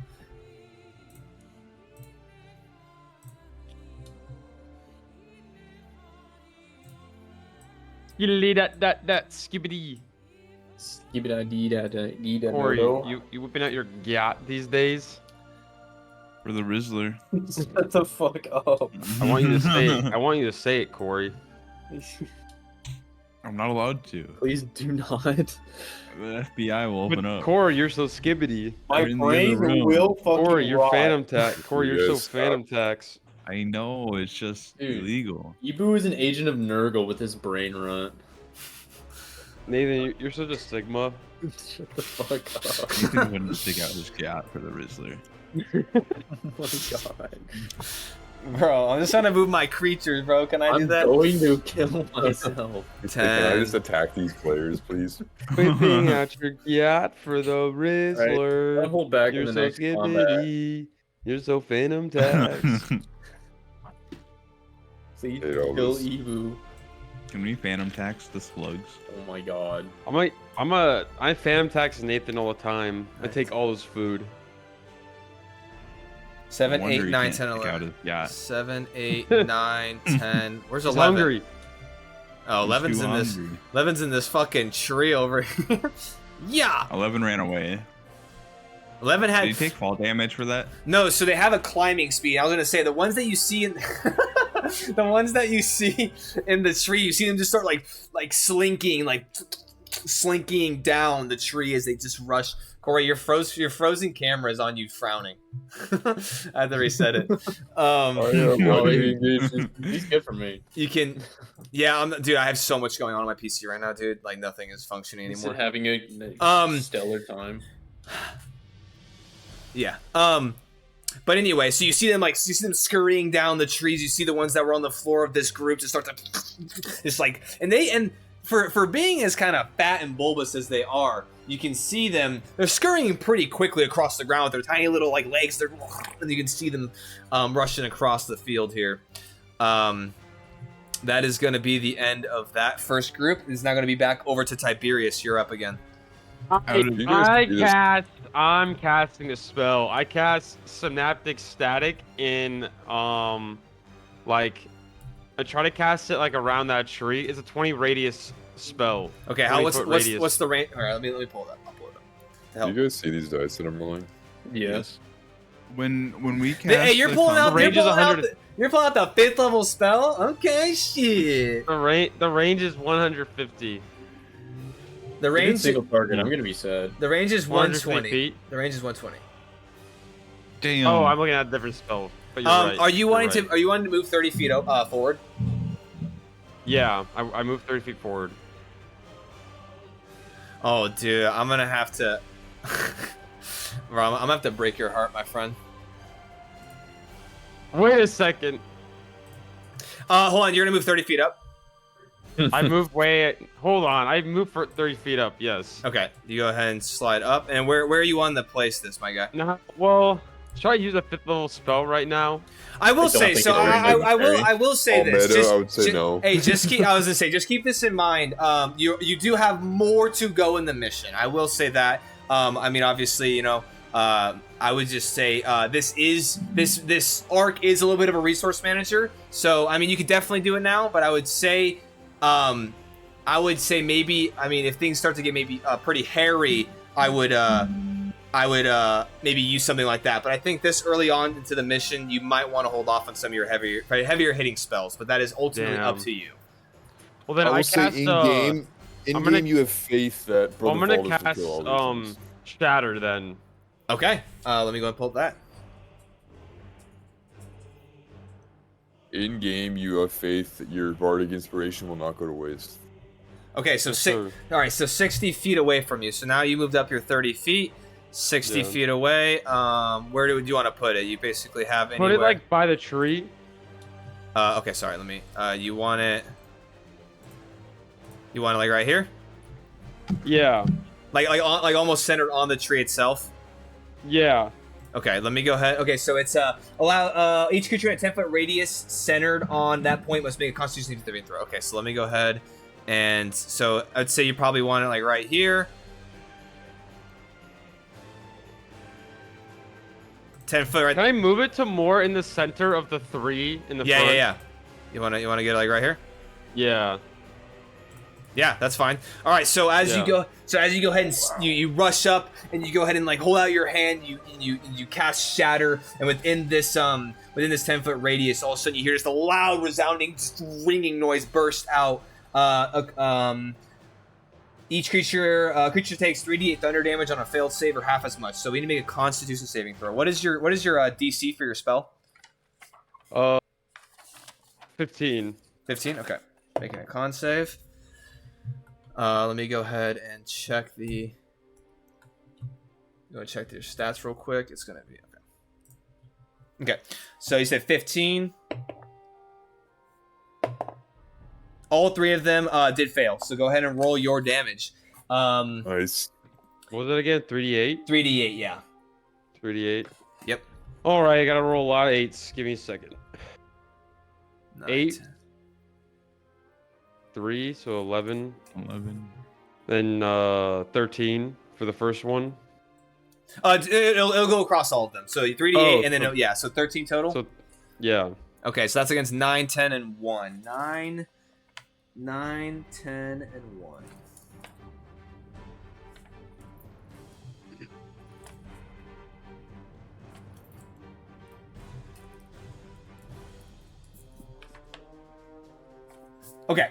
So as this ringing concussive sound emits from this area, and it's loud for all of you, but in that space specifically, it just bursts out. And you can see all the creatures, all these worms kind of in that space, just and they all start to like wriggle and just kind of writhe in that space as you can see their bodies kind of vibrate from this loud noise emitting from the spell. Nicely done. Is there anything else you want to do? That was your movement. That was your action. That's it. All right. Next up is gonna be Valdis. They're Valdis.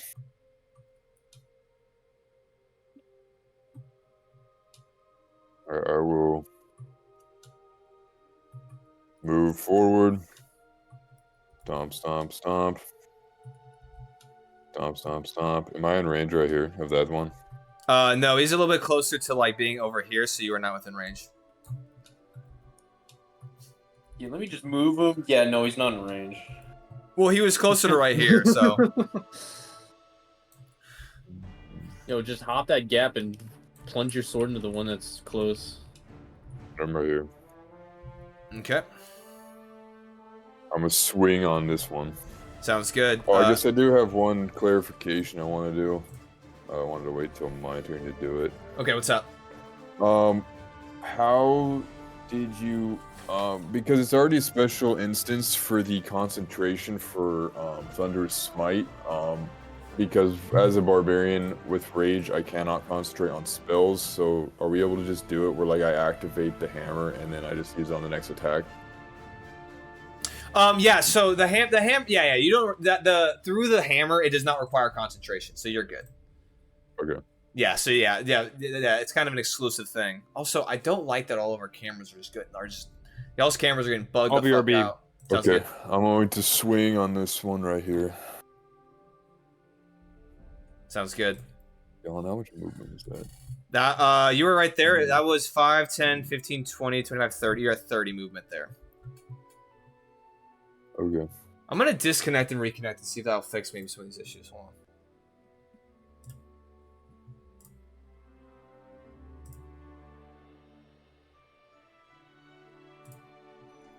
It's starting to piss me off that all this stuff's getting glitched out. Alright, what's up? To hit on this first one. I'm gonna get rid of the. I'm gonna see if I can't try to limit some of this stuff. One second. Sorry, I'm just trying to like I'm trying to cut out some things so that way I can try to get the cameras to render. Okay, so you're gonna smash with your hammer on this first one. Sounds good. No Thunderous Smite or Thunderous Smite? I just run in and I smash it. Sounds good. Go ahead and smash this worm with your hammer. Go and roll to attack, my friend. How does Bardic Inspiration work? Is it like saving throw or attack? I think it's anything. I think it's saving throw. Let me look real quick. Is it I think it's any D20. I think it's any. It's D20 not damage. check. It is not damage. No. Okay. The creature can wait. So one ability check, attack roll, or saving throw. So yeah, literally anything. D20 related. Okay. Go ahead and roll to hit, my friend. 23. 23 definitely hits. Go ahead and roll damage. That's a lot of damage. Okay, first roll to hit.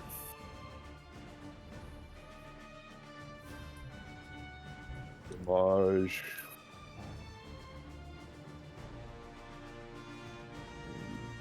Okay, hold on. I haven't used Barbarian in an extremely long time. I just need to verify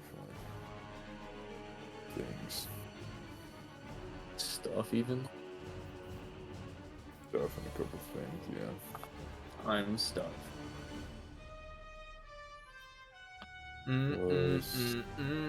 Oh, I meant one thing I definitely meant to highlight way at the very beginning during your kind of like admin section before we jumped into this. I meant to say you are resistant to the fumes of the air, Valdis, up until a certain point, because you still have a rebreather built in and it filters and stuff. But there will be a certain point through your suit of armor that it will, depending on how long you're exposed to these elements, that it will suffer and you will start to become under the effects as well. It's a little bit. because it's still air that you're taking from the exterior and bringing in. You still need to breathe air. You're not just Okay, is Yeah, that unless you brought some air. well? Is that on top of the? Is it, the what? I was going based off of more of like the Warforged. because you were a human turned warforged essentially, right? Yeah. So that means so you still need to breathe air as an essential portion of your you're a hybrid of a Yeah. human warforged. Okay. But I'm just letting that be known. Like you don't have to worry about it too much until certain conditions apply. But continue. Sorry. Okay. So roll damage. Just so you know, Dolan, you'll be up next. Yes.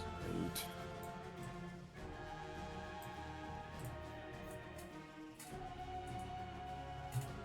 And then Tabix, you're up after him. So. Okay, so the first hit is 25. 25 points of damage. Yeah. Holy shit! Yeah. Okay. Am I able to like see if it annihilates it before I move further? Yeah. So as you first hit, and you just bring the hammer back, and you just squeeze this thing, bro. As your hammer smashes into it, its large bulbous body gives, and like from both ends, it like shoots out like intestinal fluid and like parts of its guts. It is disgusting. Nice. Out of its mouth, it shoots out. Out of its ass, you can see area. It blows out. However, it is on the cusp. It is like, it's like sitting there like very like it is still alive, but barely. But you have one hit point left, but you blew it out both ends, but it sadly is still suffering. I'll finish it with the overhand then. Sounds good. Go ahead and make your next attack. 16. 16 does hit. Okay.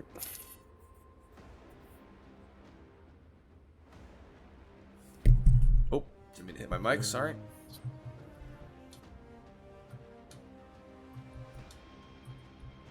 Yeah, man, Tailspire's legit, bro. Dude, this is sick. I'm glad I could finally join in. Yeah, it's a lot more fun to be able to actually move your characters and have some. Roll your dice. Have some and move fun, your bro. dice. Okay. Also, Eric, if you're back, make sure you mark an expended second level spell slot in your sheet. I don't know if he's back though. Sorry, I gotta find all my stuff scattered. I need to consolidate all this. Okay. I mean, it's this. I will say you can go ahead.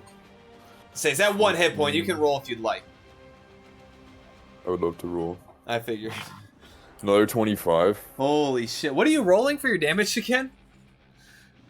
Okay, so the first roll is my power hammer does 2d6 plus 4 plus rage damage, so it's 2d6 plus 7. Plus the power hammer is a plus 1d8, and then the second one was the same thing with the divine fury of the zealot barbarian, which is plus 1d6 plus half your barbarian level. Oh god, bro! With that second hit, you just you side swing, you hit the side of it, you blew out some of its intestines, and then it's just sit there suffering. And so you overhand follow through, just bull as his body explodes and just projectiles out everywhere. Nicely done. Real quick, Tiberius, make sure you mark a second level spell slot used, by the way, on your sheet. Oh, thank you. And then with that marked, and I'm assuming that's the end of your turn, Valdis. Dolan, you're up. Yeah. Alright. I would like to power bomb this motherfucker on the other side of the moss. So I'm going to go up the tree. Okay. And I would like to standing leap from the top, which allows me to go half of my normal distance. Turn this into So WWE. 24. Yeah. I'll give it to you. Yeah, you're good. You're good. Yeah, I want to climb up the tree All right.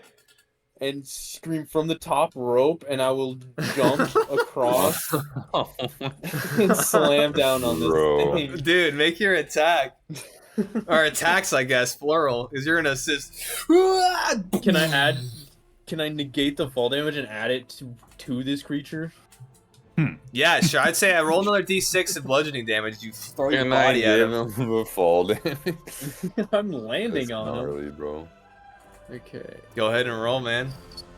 Yeah, I'm looking at what all I need to do. Go ahead and roll to hit first, of course.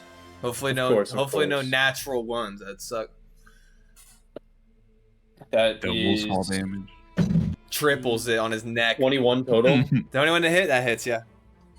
Okay, so that's D8, D6, 2D6, and a D8. Draft. Yeah.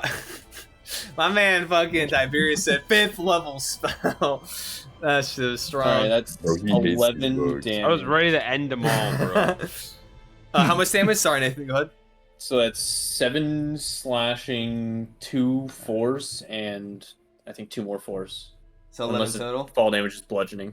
It's bludgeoning, so that's, but it's all good. Alright, yeah, It all calculates. So how much? 11 total? 11 total, yeah. All right, yeah, 11 total. As you just run up this tree and with your terrain boost, just boom, beam off of it, and you just jam your sword right into the side of this thing's just like bulbous body as you cut deep, and you can see some of the ooze kind of emit and kind of burst out of the side of it, and as it kind of it wiggles in place. Your sword deep within the side.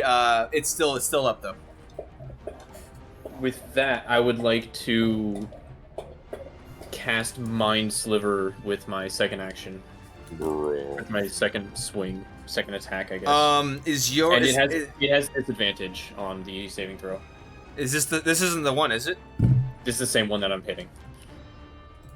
It is disadvantage on this. Wait, why is it disadvantage on it? Because at level 10 with Eldritch Knight, anything that I hit has disadvantage on the next saving throw. I cast on it. Cool. Okay, That's so nasty. so it needs to roll an intelligence saving throw with disadvantage, right? Yes. Okay.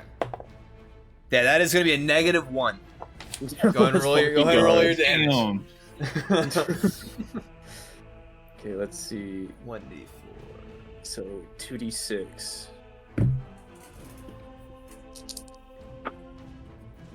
Alright, that is 5 more damage. 5 more damage against number 9. And it also has a You minus said 1d4. sorry. You said 9. 9 more damage. No, 5. 3. 5 more damage against. 5 more damage. Nice. So I definitely did not add my strength bonus to the power sword, so that's 3 more damage. 3 more damage. Oh, nice. Dang. Yeah, so as you crane across over the moss from this tree and you smash your sword into the side of this creature, let me just go and make sure I'm not muted this whole time in the stream. Just want to make sure. Yeah, no. Okay, we're good. As you go ahead and you jump across, you slam your sword into the side of this creature, and you just leave it there as you bring your hand out and just like place it on the head of this creature, and then boom, steer it with psychic energy. As it's already like writhing from the damage you just did, it is looking hurt. It's like barely moving. You can see like the blood kind of goo kind of emitting from its wounds. You can see it's just like barely moving. It is almost down. It is hurt. And I did annotate the mind sliver for next go. So, All right. And I was to the other people. I was able to do that because I activated my boots, which gives me spider climb as well as jump. yep. Bro effect. is Spider-Man. Yeah, his terrain boots are pretty slick. All right, that is going to be the end of that. Tavix, you're up, my man. Did that one die that he was just killing? No, that one, the one that Dallin was just fighting is on its last legs, but it is still up. I'm gonna move 30 feet. Okay. Damn it. Just go forward. You're good. Oh, that's good. That's perfect. Yeah, you're good. And then I'm gonna cast Sacred Flame, which has a range of 60, onto the worm right there. All right, sounds good. Let me go ahead and have it's dex save, yeah? That is correct. Be against a 16. 14 does not do it. Go ahead and roll your Sacred Flame.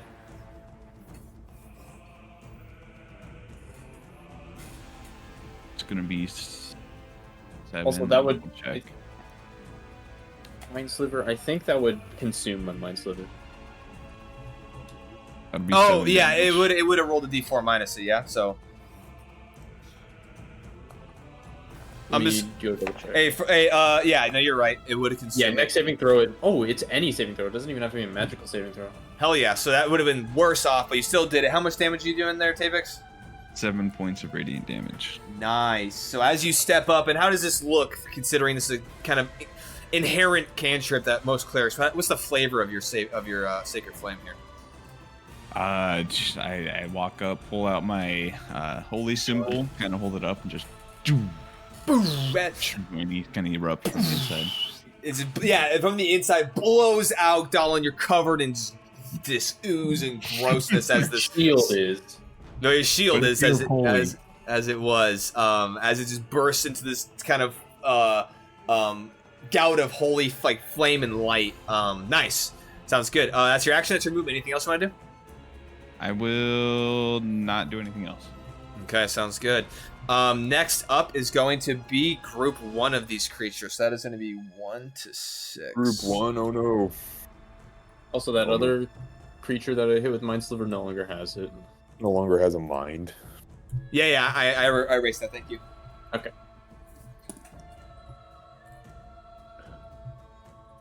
No longer has a mind to sliver. That's the plan. Aw, shit. 1, 2, Here we 3, go again. 4. Oh, no, never mind. Don't meta. The stance of your dude looks almost identical to one of the Heroescape dudes. Nice. Dude, there's an account that is on Instagram that posts a lot of Heroescape stuff. Oh yeah. Oh yeah, like the oh, you're talking about the The hexagon stuff. you're talking about the that one Viking guy. Yeah. This one was right here, right? Hold on. Do y'all remember if this one was right here, or was it a little bit further back? I think it was right here, right? He was already Yeah, there. I think so, yeah. Okay, I'm gonna call that good.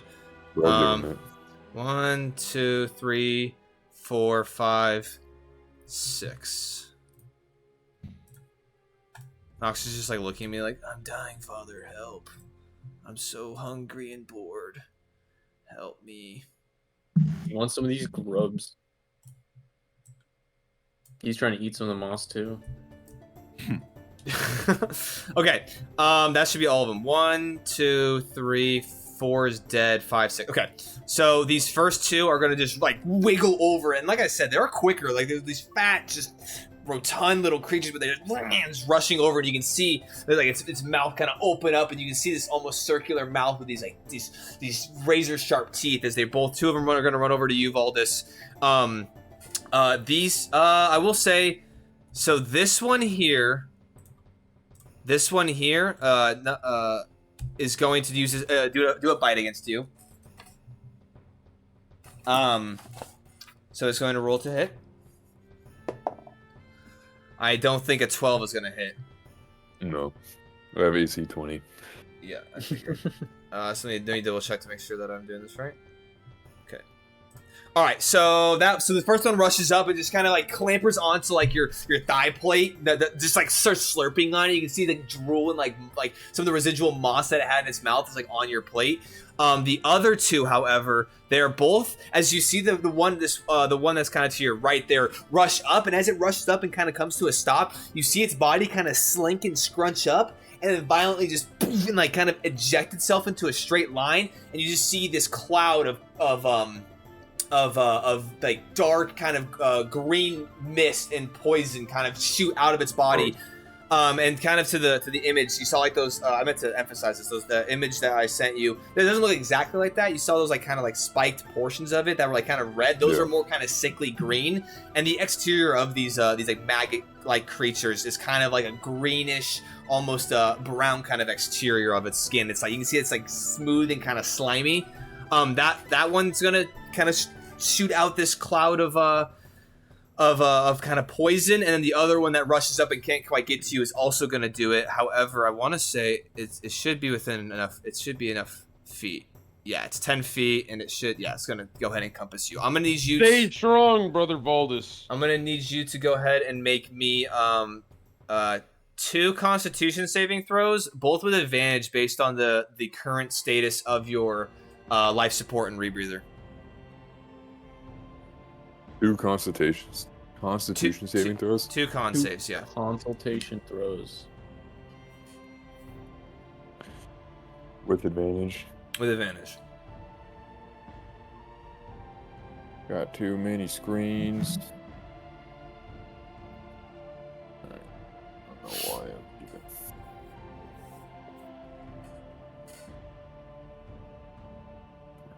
Does a 22 pass? A 22 has passed the first one. Going to make a second one.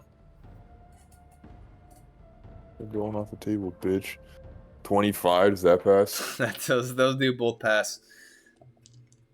Okay. Hold on though. There are still effects here. You go ahead and take 4 points of poison damage from the first one, and then you'll take another 4, so 8 points of poison damage total. Okay. I do have resistance to poison. From what? Warforged. Oh, so it'd be 4 points. It'd be 4 points of Okay. 4 points. Well, hold on. You're a hybrid though, so a Warforged would have resistance, but considering that you are part human, I would say that portion of it. So. Because you do still have. Oh wait, that, poison? No, that's fine. No, you're right. No, you're good. I'm thinking. No, you're right. You're good. Yeah, you're fine. That'd be 4 total. 4 total points of poison damage for you. So, just going forward, the part of like being a human was more just for flavor. Like my intention was to use the Warforged stats, but basically like I've been wounded so much that I basically like I was a human, but I've been wounded so much that I'm a Warforged. So right. It's like I'm a Warforged, but it's just flavor wise. Right, but there's still certain aspects of being human that there will be that like I've already mentioned a little bit, but I will say for this one for sure, that's fine. Yeah, 8 half to 4 points of poison damage to you. But okay. that is good to know. I will going forward. It's good to know. 3 and 5 use that ability. Okay. So many sounds good. So you take 4 there, and then this one rushing up to you, Dolan is going to do the same thing as his body just emits out this cloud of poisonous kind of grossness. I'm gonna have to. Yeah, you're gonna have to make a con save for me, please. My, as I do this, my armor is going to react and adapt to the poison damage type and change its lattice into a different structure. Sounds good. That is gonna take 1 use of your reactive warding. Ooh. But that is going to be poison is now going to be your resistance type for the next however long until you switch it again. So that is an 11 total. 11 total. Okay, that does not succeed. So you are going to take 1d10.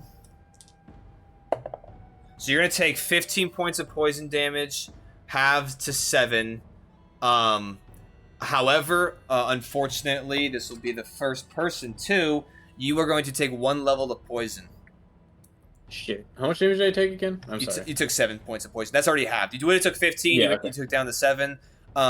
You take 1 poison level. And I gain a stack of poison. I am. You can annotate that. I am annotating it as well because I have adjusted the poison mechanic for this arc and probably going forward. There are now 10 levels of poison, and it will incrementally stack as things progress. First level, you have -1 to all your ability checks. Okay. So that and it'll build as it first progresses. Level. That is level 1. Yes, there's 10 total though. 10 is death, and then there's shitty things in between. Ability checks. Ability checks. Yep. Not attacks. Not attacks. No. Okay. Do you roll resistance against it? Once it has taken hold, it until you negate it through other means, like a potion, a spell, or something like that, it is rooting, and it builds.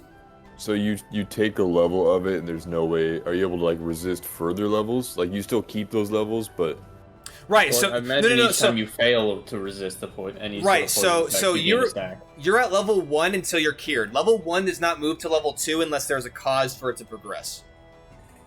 If that answers your question. okay. All right. I just know it says you have advantage on saving throws against being poisoned. How does that come into play then?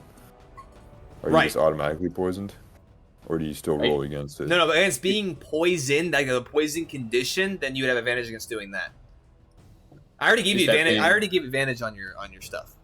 Yeah, you got the advantage on the save. But Oh, am I wait. poisoned because I took poison damage? I apologize. Go ahead and roll that one more time because of your. Oh no, your rebreather went out. Never mind. Nope.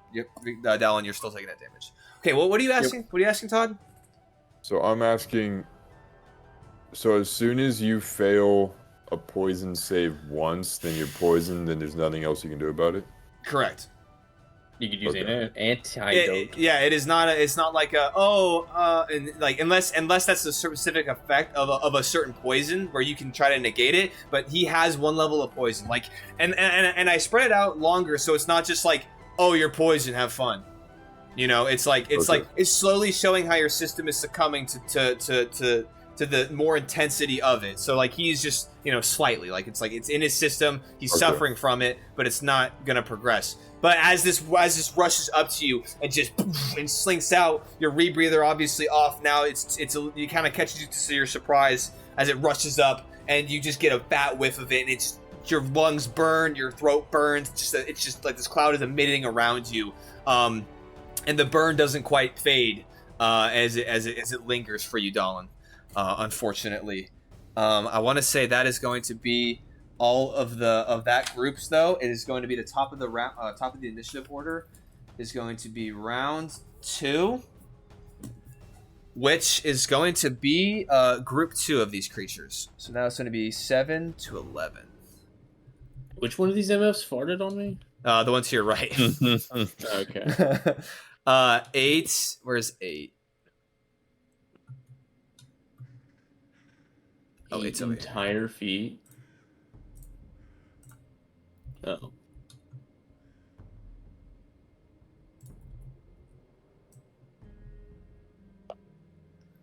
This one is going to just start shifting over there.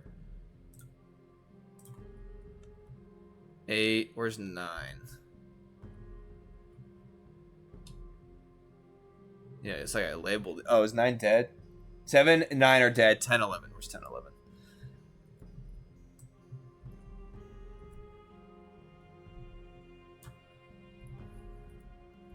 Thank you for whoever's helping me out here. Are you seeing the names? I'm using the DM kind of. Whoever's fighting him. Is that Corey? Oh, you know it's Corey, bro. He's a real one on here. Yeah, but I don't even know how he's telling. Real hitters only. He's probably just realizing that one is just back there and hadn't moved yet. Okay, No. So 8 didn't get to do anything. 10 didn't get to. 11 didn't. Okay, 10. Hey, it's unfortunate, but it's gonna run up and fart on you right now. Is Corey the Rizzler? 10. Yeah. Yes. Don't make me another con save, Stalin. These little fart bags, bro, they got a lot of poop in them to fucking admit hit you with. They got hella poop in They got them. poop in them, bro. Poopy That's butts. a 16. Okay, that is at least enough to pass this. You will take your damage halved again. That is going to be 6 halved to 3 halved to 1. So you are going to be taking 1 point of poison damage. As this time your armor's kind of prepared for it. Your mask kind of drops down, and as it hits, you can see your armor almost like absorbs the cloud and kind of disperses the energy and just like it shoots it away, not allowing for it to get anywhere close to where you're able to inhale. So I got my clothes peg on my nose. Nice. Okay, that is going to be all of those. It is now going to be Tiberius. You are up. I'm going to pull up and Do you wanna I'm gonna move? walk to where I think that's Tapix. Yeah. Yeah, it's Tapix right there. I'm gonna walk where Tapix is. 20 feet is right here, or do you want to be behind him? 1 second. Do you want to be right here, or do you want to be like other side of him, or I want to be on top of the dirt behind him. Okay.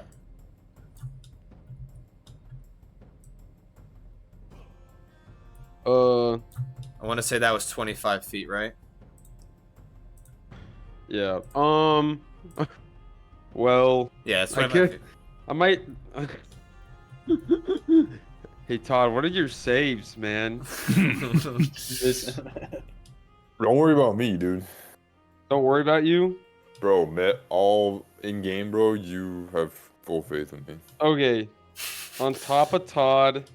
Oh, centered on him. In me? Oh yeah, I don't take it personally. 20-foot radius. What are you gonna do? I cast Damn. Hunger of Hadar. Oh, it's gonna hit me. Why is it centered on him? Why don't you center it just like? Wait, I Yeah. want to step back. Yeah, I was center it back a little bit, like right there. What are you doing? I cast Hunger of following the Hadar. What the fuck is that? Okay, a 20-foot radius sphere of blackness and bitter cold appears centered on a point. This void is filled with. If it's a dexterity Only you save. haven't used this spell yet in Baldur's Gate, Jared? No. Oh, sorry, I don't meta. Oh, you be getting hell of these scrolls. Okay, so you open a gateway. The creature created it in this. Okay. I wish, man, Tail Spiders needs to add some core shit. Like, I wish you could leave this. Like, you need to be able to. Sound effects and This is tags concentration, and- right? Okay, hold on. Yeah. Let me do something real quick. Where's build mode? You haven't used the Bardic Inspiration die yet, right, Todd? No, I have not. Excellent. You might need it. Hey, yo. Okay, so hey, You might hey, need whoever it. has that, leave that, bro. Corey. Got it. It's a D10, so you should be good, Todd. Bro said. I sent my troops into the All right, deep you can lower it. You can lower it. Also, I just want you to know that What are okay, you so doing to me, so Commander? as you run up behind your cleric, you all of a sudden designate a point, and just a sphere of black void and abyss just it enters into this space. The void is filled with a cacophony of soft whispers and slurping noises that can be heard up to 30 feet away. No light, magical or Well, that's otherwise, already can what we were illuminate doing. the area, and creatures fully within the area are blinded. So you're fighting for your life over here, Valdis. All of a sudden, centered on a point kind of past this creature in front of you, you just see this small mote of darkness shoot up and out, and all of a sudden your vision completely black. Your body goes cold, and you just hear these slurping and whispering noises as you're now occupied this space. Yeah, you're basically in the fucking void. And the effects of this will go ahead. Will start on creatures' turns. So, You got this, Todd. Wait, I got you real quick though. I got you low key. real quick. Is Hunker, this something that you would have done before? go ahead and mark off a 3rd level spell there. Yeah. But Is yeah, this something I would have experienced before? Is there anything- Commander? is there anything else you want to do? Is there anything else you want to do? I can't cast a cantrip as a bonus action, right? No.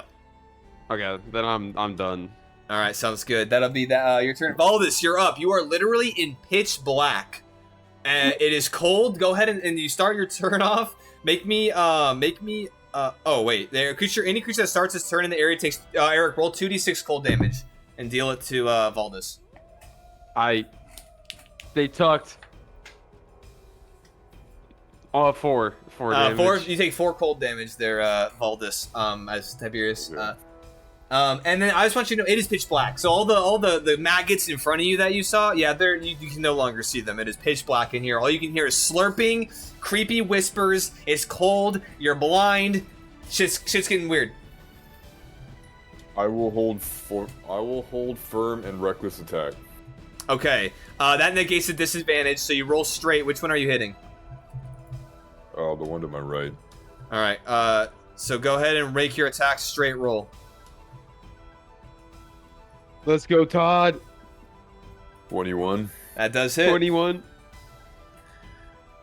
First attack. Bro, this guy. Bro, it's gonna be worth it. They're gonna die real fast.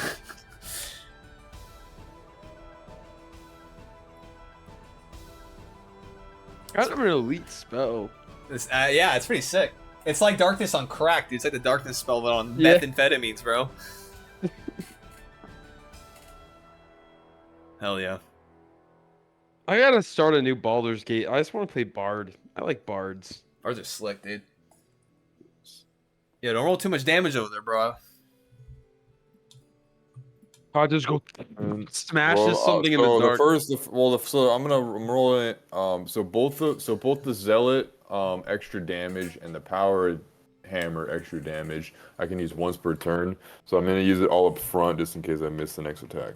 Okay, that sounds good to me. It's got calculated. Yeah, do your calcs, bro. Do your calculus, man. This man, it's funny because like I would thought you were gonna cast like a spell. He takes damage, maybe makes a save, bro. No, you just put that man in. You just put that man in the void. This man just sent him to the void. Sent him to Brazil. I know that Valdis can withstand it while we murk the creatures. I'm trying to help him get it over with. Now That's 20. That's 22. 22 points of damage. That is Go for the to Tiberius is sending Brother Valdis to hell. so it's just darkness and you're like, okay, and you just swing wildly and just connects with something and you hear amongst the slurping and the voices, bro, you can hear the as you hear it make contact with the creature. I will say for this, you have no idea on whether or not it is dead or not. But you did hear you heard it react, and you can hear painful like whimpering, like squelching. It's still in front of you. I'll swing again on that one. Okay, go ahead and make your attack. Just straight roll. 27. That's gonna fucking hit, Matt. Make your damage.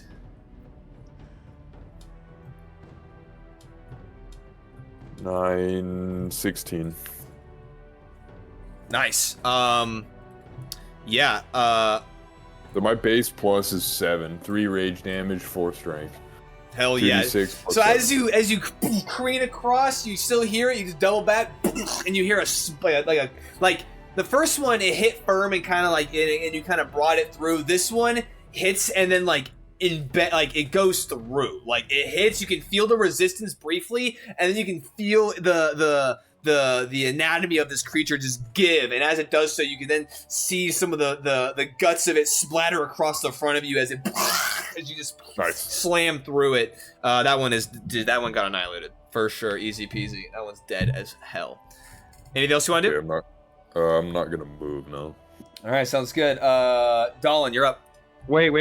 Oh. If you end your turn in the thing, you have to take a dexterity saving throw or take 2d6 acid damage. Make a dexterity saving throw, Feldus. Yeah, no meta, like I wouldn't really know where to go, so. No matter, roll your dex saving throw, because apparently milky, otherworldly tentacles rub you off, bro. Bro, what? Okay, I rolled a 3. Yeah, so roll 2d6 acid damage there, Tiberius. Todd. Damn. Bro, hey, he's gonna take more friendly fire damage. Bro, it's your own people. 8 damage. You take 8 points of acid damage. As the tentacles are rubbing against. Dude, as the tentacles start groping you within the void, bro. Oh my god, dude. Sick. No, I'm chill like that. Jump for the tentacles. Okay. Dom, yo, and you can see this too. Hates his and teammates. Tabix, fucking Tiberius rolls up to you and like starts to guttural like incantation, like and like summons the void, and you can see just darkness and cold, and then you see tentacles wither, like kind of ring out every once in a while, and just like you can, dude, it is like the most like unholy shit you've ever seen in your life. I said I use the warp to destroy the warp. Darwin, go ahead. All right, I would like to back up slightly to right here. Also, just keep in mind, you guys can use your reactions to negate one opportunity attack for free. I don't know if you guys have read the rules recently that we're. Free is crazy. But so you can either take that opportunity, you can either take the opportunity attack, or you can negate with your reaction. I'm tanking this shit. I don't give a fuck. All right, it's gonna use its bite against you. What are you using your reaction for? Just I have plenty of things to use my reaction for. That is 21 to hit. Okay. That hits. Okay, let me go ahead and check. That is gonna be. 1 second. That's gonna be 5 points of piercing. Hold on, 5 points of piercing. 5 points of acid damage, so 10 total. Acid. Yeah, and as you kind of step back, you can see poisonous and acidic. It lunges out and bites onto you, and you can feel the piercing of its teeth, and you can feel the burning of the acid in its mouth. Yeah. All right, brother. What are you doing now? Actually, would I be able to use absorb elements? The spell? Yes, the spell.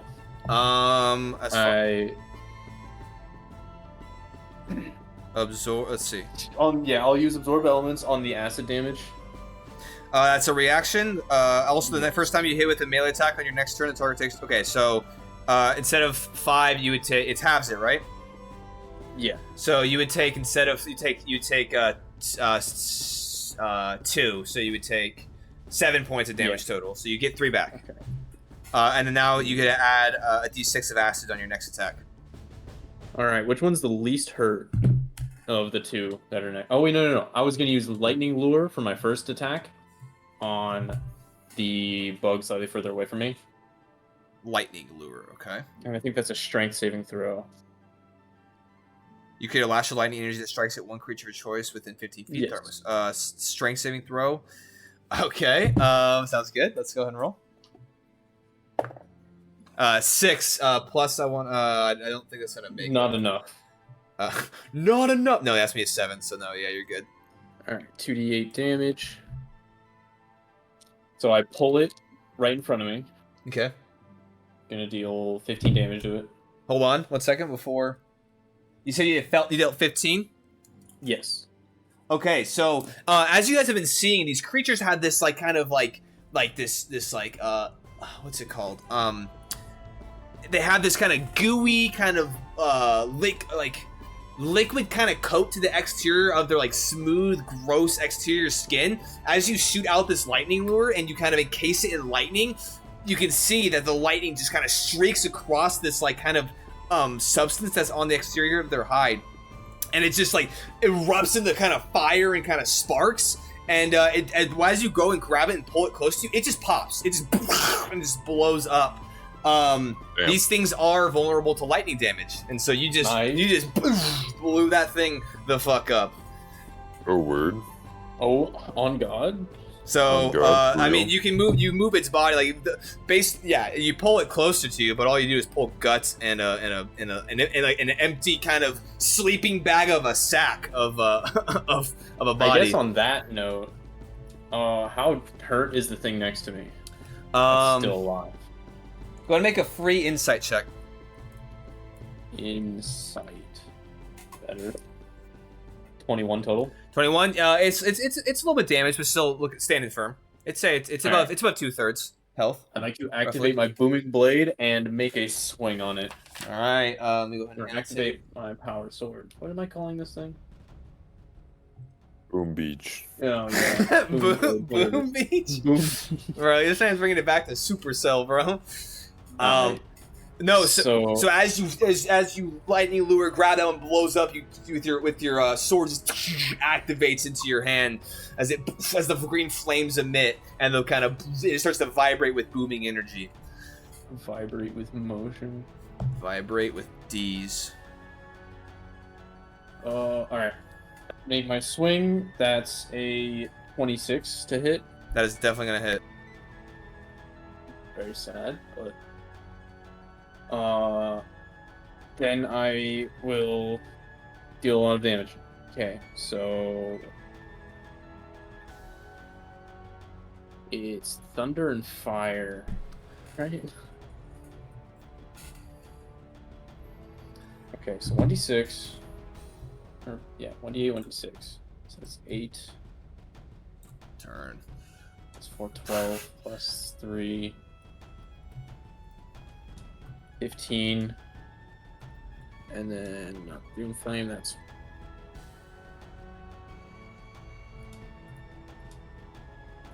What the hell is going on here? Okay. He said what in the hell? Oh. So that's 1 more damage, and then Booming Blade. Also, I would like to also just note, you guys never did get your samples and put them on the drop pod.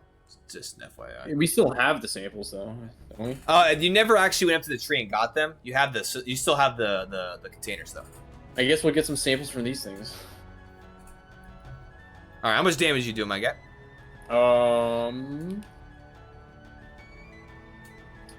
That is 16, I think. Yeah, 16 damage, and it's gonna be sheathed in booming energy. Okay, so as you activate your sword, just careen into it as it strikes across, so you cut a large gash into it. You can see its blood, it gets dark, or this kind of gooey blood start to emit from it, and then it kind of like throoms with booming energy. Nice and done. Is that all you're doing? Is that your turn? That's the extent of my turn, yeah. All right, Tapix, you're up. I assume that worm did not die. The worm that is in front of Dallin, no. Okay. Also, you don't. Hey, man. Hey, feel free to use some other spells too, there, buddy. Old Tapix, my guy. Some moves. I'm gonna jump over there. Make an athletics check for me. Actually, with the running jump, no, with the running jump, you're good. Yeah, you can jump up to your strength. Yeah, I have 10. With the run up, and then half without. Hell yeah. I'm gonna cast Word of Radiance, so they're gonna do a Constitution saving throw. Word of Radiance, okay. So,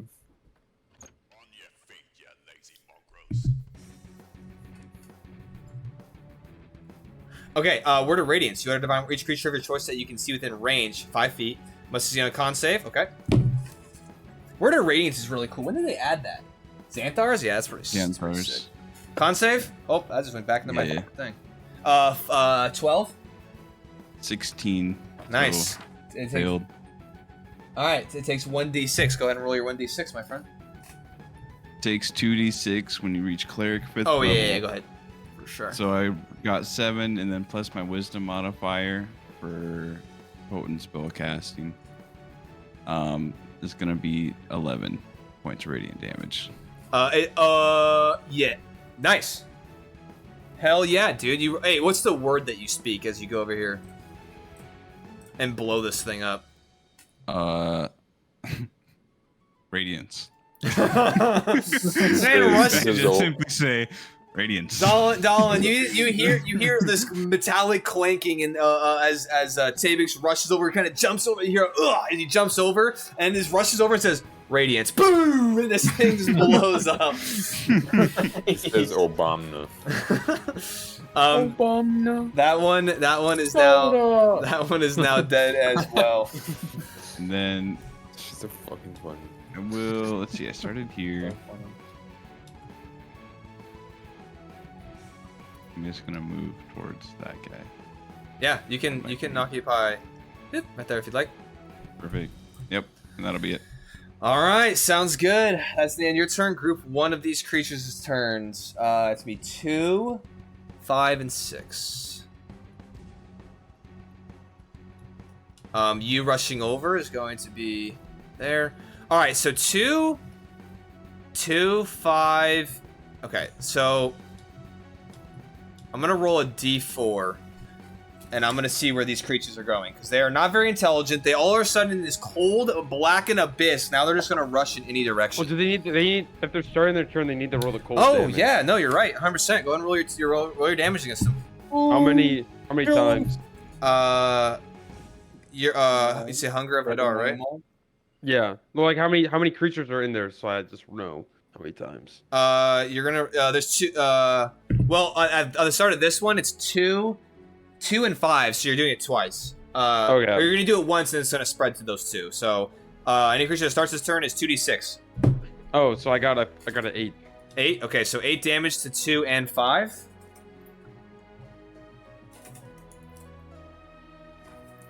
Nice. That's just good damage, bro. That's just free, bro. That's just free. But with that one,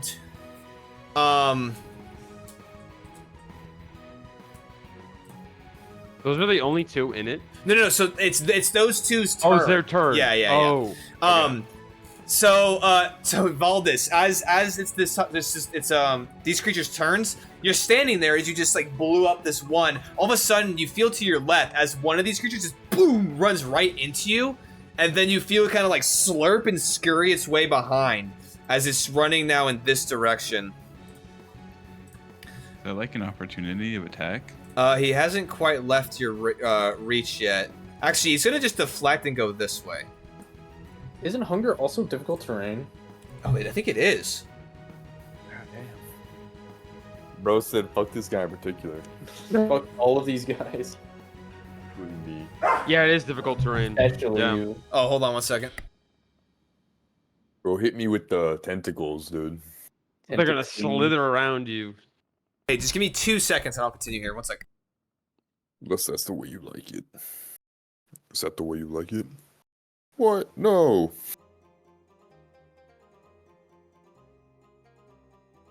God, it's rubbing against you. If you pull out your Gyat, the Rizzler will let it go away. My God. Dude, I mean, technically, the magic missile auto hits. So I could let that shit sing, bro.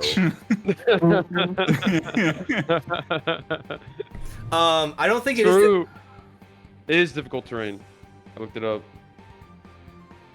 And the area is difficult terrain. Okay, so he can only go 20 feet. So Also, it's 20-foot radius, not diameter. Yeah. So it should be twice as wide. Bro is twice as wide. 20-foot radius. Yeah. It's 20-foot radius, yeah. So it'd be a 40-foot diameter. Or no, is it already? I think it's No, already. yeah, no, that's still right. Oh, it because- is, Yeah, yeah. no, that's right. Because 20-foot radius is a Okay, my 40-foot diameter. Yeah, yeah. I thought each big square was 5 feet. Hey, you're bad, bro. All right. Sorry. To continue what I was doing, 20 feet. We'll get it right about there. So it does manage to escape out of here and pop right into where you are. Oh, brother. However, that Bro it, escapes the it, void. it uses action to dash, and then if you want to take an opportunity attack as a reaction, you can do that. Brother Valdis. However, it is a disadvantage because it is dark in there. You cannot see. If you want to use your reaction, I to do that. can. Say that one more time. You can take an opportunity attack as your reaction if you wanted to squeeze the little Slurpee boy that went past you in the darkness as it was trying to leave. I will swing wildly. All right, go ahead and make your attack with disadvantage. Well, The reckless attack does not carry over. is this part of the same turn? The reckless attack, no, it's not. It is on Okay. its turn. My bathroom. Be right back. You're good. Good luck. Oh, unnatural 20. Unnatural. First roll 18. First roll 18, second one 12, but I have plus 8. That will go ahead and that will hit. Go ahead and roll your damage. That is going to be against 2. No extras. No extras. 10 damage. 10 damage.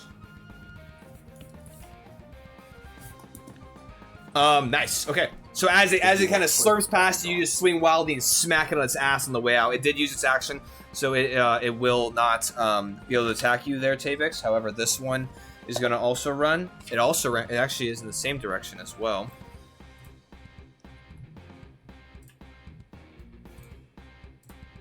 Bros are evacuating. It'll just go So somehow, inadvertently, they're surrounding you, Tavix, as they leave as they leave the void. I got you, Tavix. But let's see. So 6 hasn't attacked you yet, right? Okay, so 6 is gonna rush over. He's gonna go ahead and use his poison cloud against you. So you're gonna need to make me a Constitution saving throw, Tavix. Do I add anything for? You add your con save, yeah, whatever your con save or your con mod is. 21. 21, nice. Okay, cool. So you will just take half damage on this poison. That is going to still be, however, 13 points down to 7. 7 points of poison damage. Thank you. You're welcome.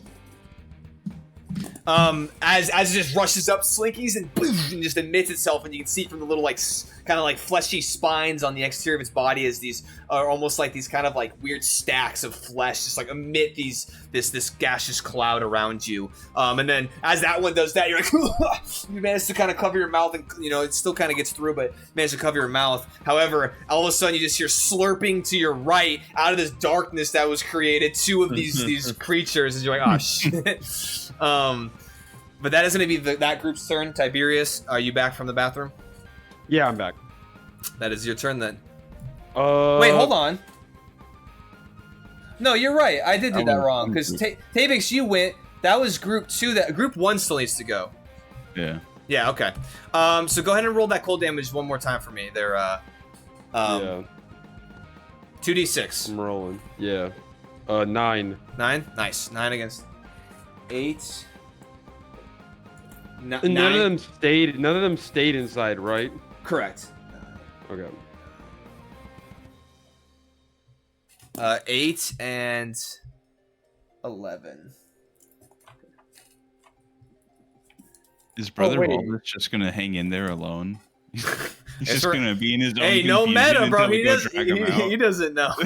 He doesn't know what's happening. I will say though, these two are gonna make a random trajectory movement here to see if they can get out of this freaking darkness.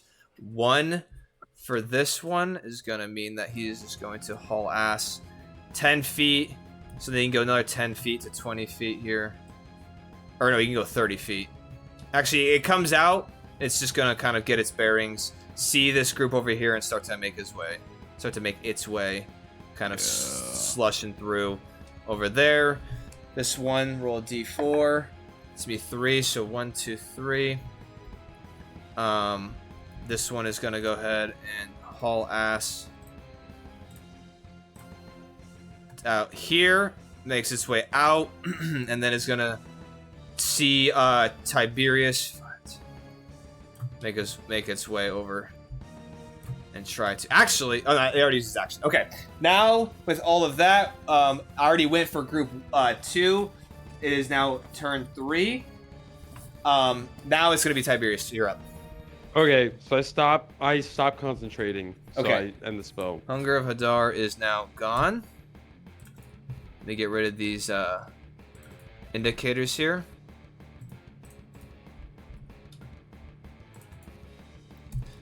Okay, and then I'm gonna go ahead and erase that out of here.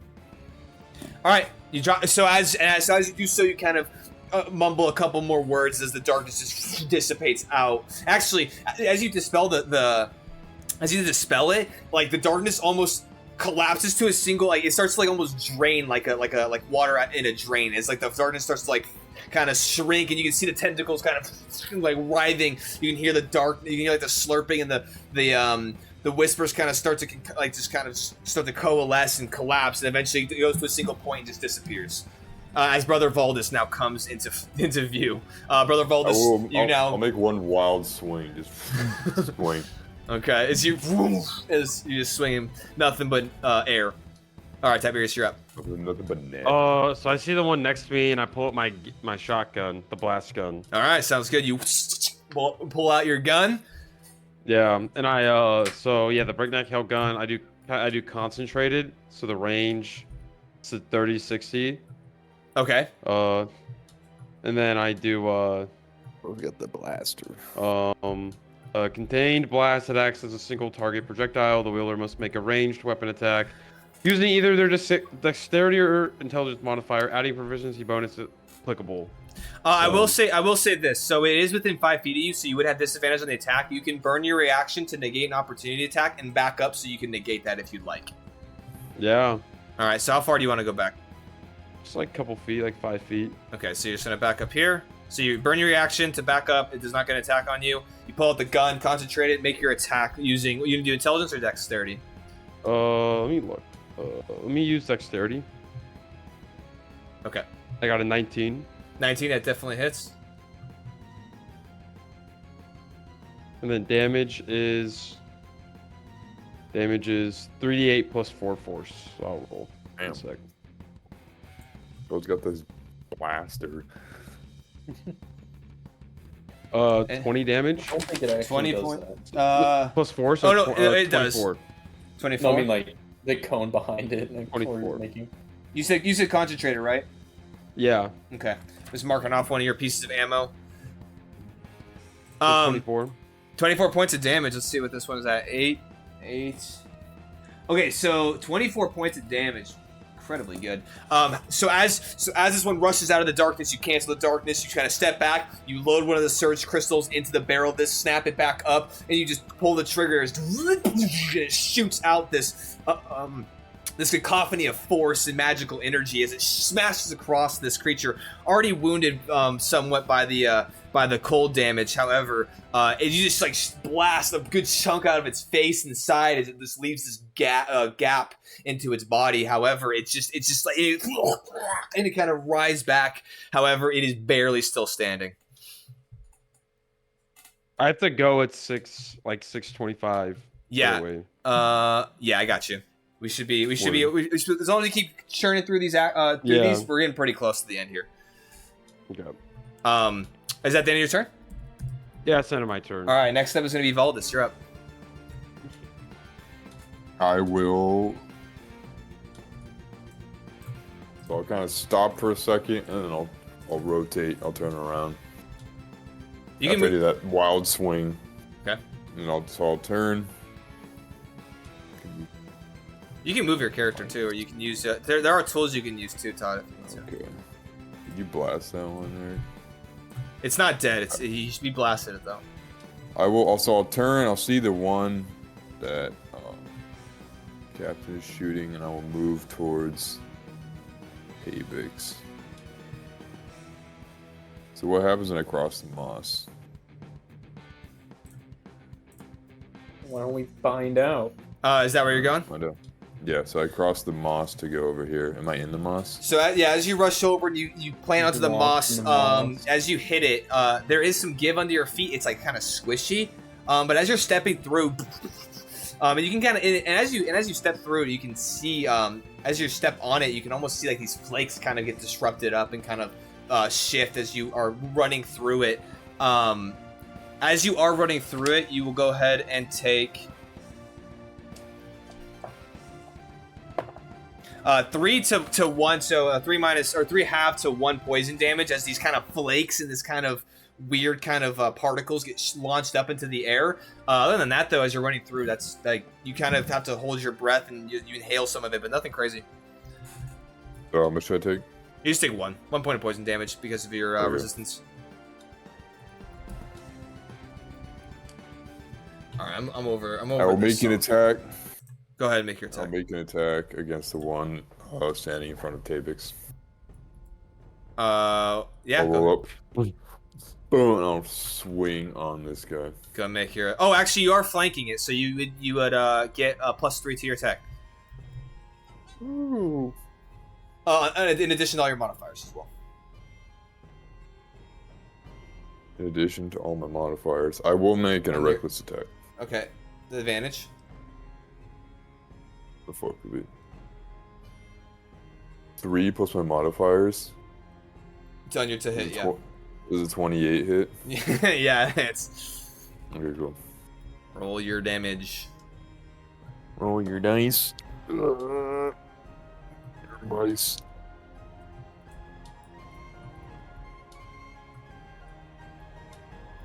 Alright. 5, 8, 20 on the first hit. 20 on the first hit against number 5. Please do not roll all those dice. I was like, that's a lot of dice. Jared's computer lights on fire. Bro, my encoder already screams at me enough. Please don't. Well, so I'm gonna add to that first one. So it'd be 22. 22. Okay. You come up behind that thing and just smash down onto it. You just the body just like belly like jiggles and billows out. And it's like and you can hear it and it's kind of like cries out. But it remains standing, heavily injured. I will overhand swing on it. All right, sounds good. Finish it. Roll to hit with your +3 for flank.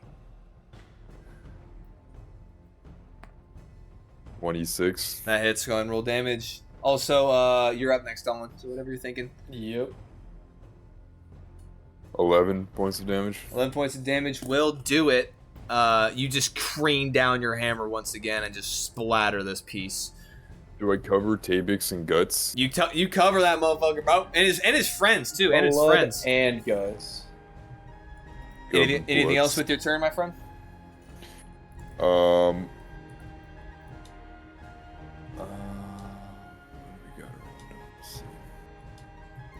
Also, just as a heads, make sure everyone saves your character sheets after combat to make sure you don't accidentally. Yes, sir. Sir, yes, sir. Can I roll perception? Do I see if Tabix is wounded at all? Go ahead and make a perception check for me. Bonus action to do so. Being chilling. Bing chilling. 15. 15. You look over at Tabix. How you looking? Being chilling. I have like a scar across my forehead. That's about it. Like a little bit of, a little stab. Little bit of dried blood Yeah. from his noggin, but that's about it. He doesn't look hurting. Okay. No. Doesn't All look right, then pumping. that's good for me. All right, Dolan, you're up. All right, I would like to run a bit over here. With a 10-foot run up, I would like to leap Bro just stays. from about here up to Holy shit. 10 or 15 feet up and attach myself to the tree. Okay, as you look up at this tree is like actively like protruding ooze and shit off of it. These are the bigger trees that have like You the climb up the ooze shit tree. and the goop. You can still do it. There is some portions of it that aren't super gross. But just as a note, there might be some other things going on if you. Yeah, I'd like to jump to a point that looks less oozy. Make an acrobatics That's like- check for me. That's like All trying right. to shimmy up the light pole in a Walmart parking lot covered in seagull shit. That's a crazy comparison. Anyway, That's, Acrobatics, Please that ain't proceed. great. I'm going to use my second wind he says that's to crazy. re-roll this Okay. because I can do that. It's not Well, much better. you add it to it. The second one. You add the second one to your roll. Wait, hold on. Let me go read how that works. Yeah, I'm pretty sure the second wind and the Unearthed Arcana, Okay, you attack can alone. add it. Yeah. But if you an fail, ability check, you can expend a use to push yourself towards success. Okay, rather than read. Roll 1d10, add that roll to the ability check. yep. Oh, we got Dragonborn popping off from Skyrim in the combat music feed. Where's my d10? There's. Oh, that is a 10. Okay.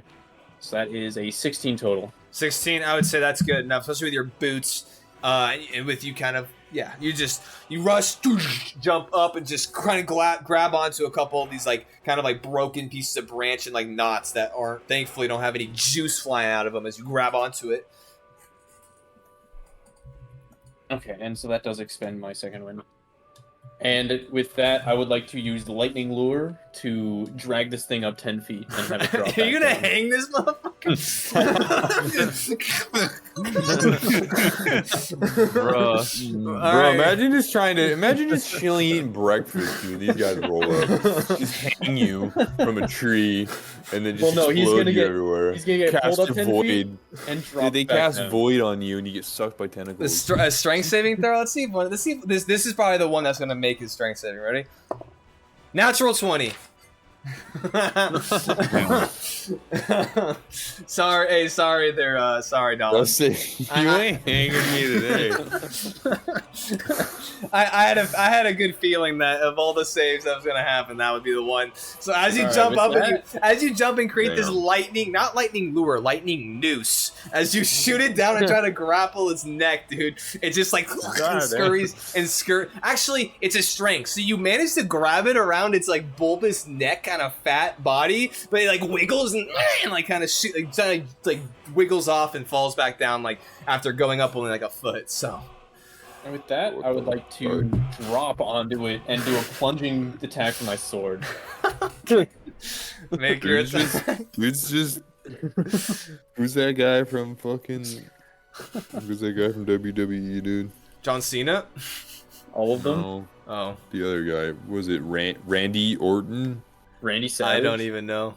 Something like that. The guy who was like, watch out, watch out. Oh, make your attack, homie. Okay, and I would like to activate my booming blade as well. You only have so many uses if you. Boom Beach. You have three. Alright, yeah, you have 3 charges for your booming blade, by the way. Alright, I'll just drop down on it then. Okay. So that is a natural 1 to hit. Dude, this one's getting the base. He said, "Nope, sleep."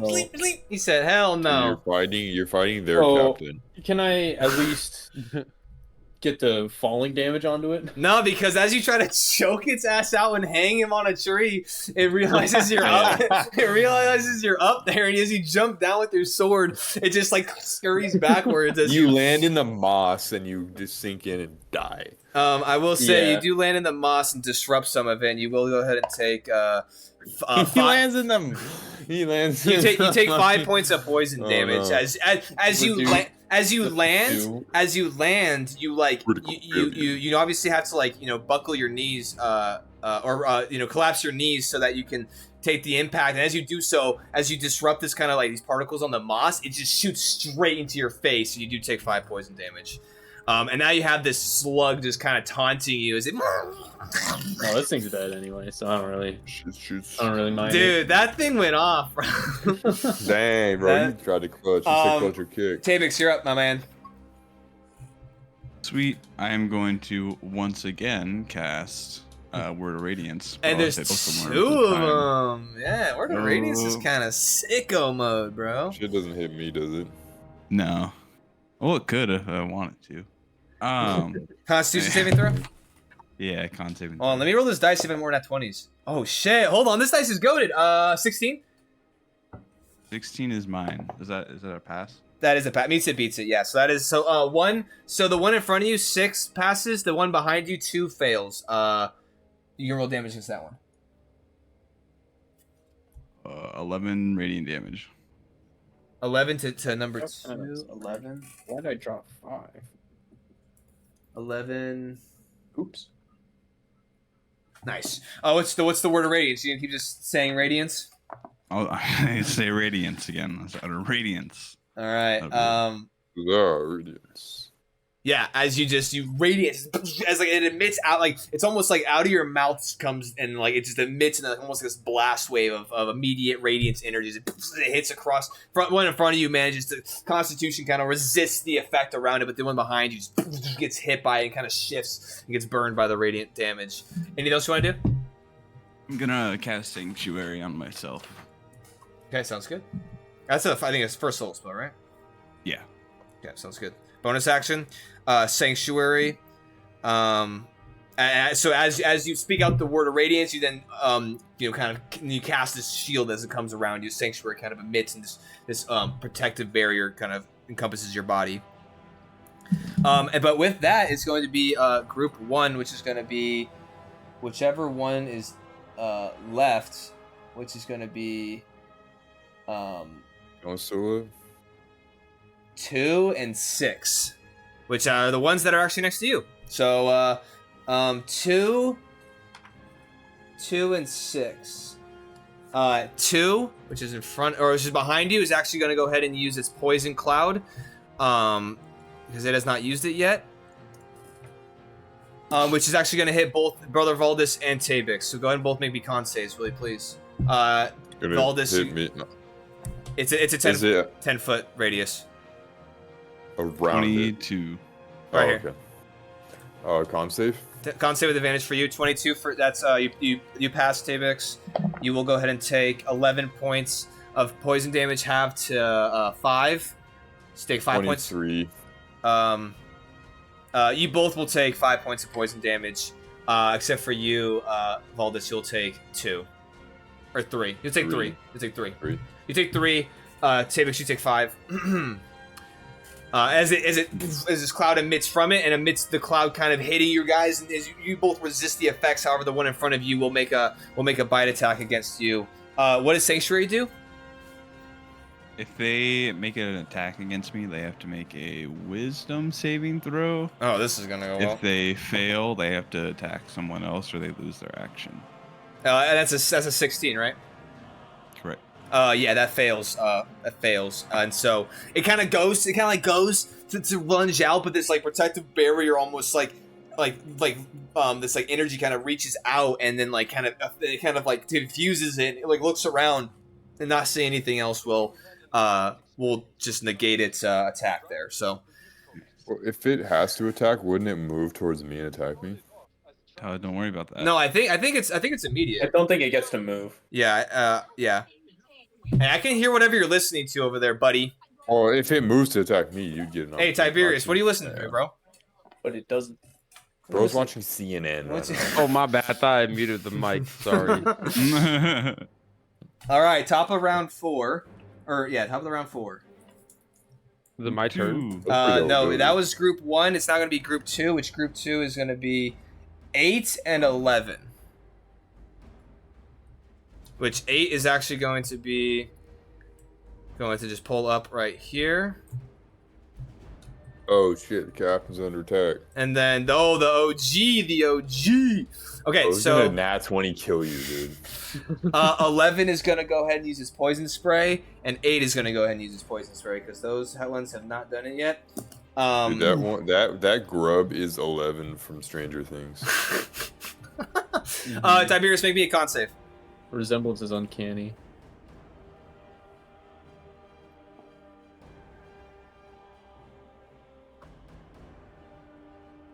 Tiberius, make me a con save. I don't know if it's still muted. And Oh, same yeah. same- Sorry, I was. same with you, unmuted. Dallin. I'm making.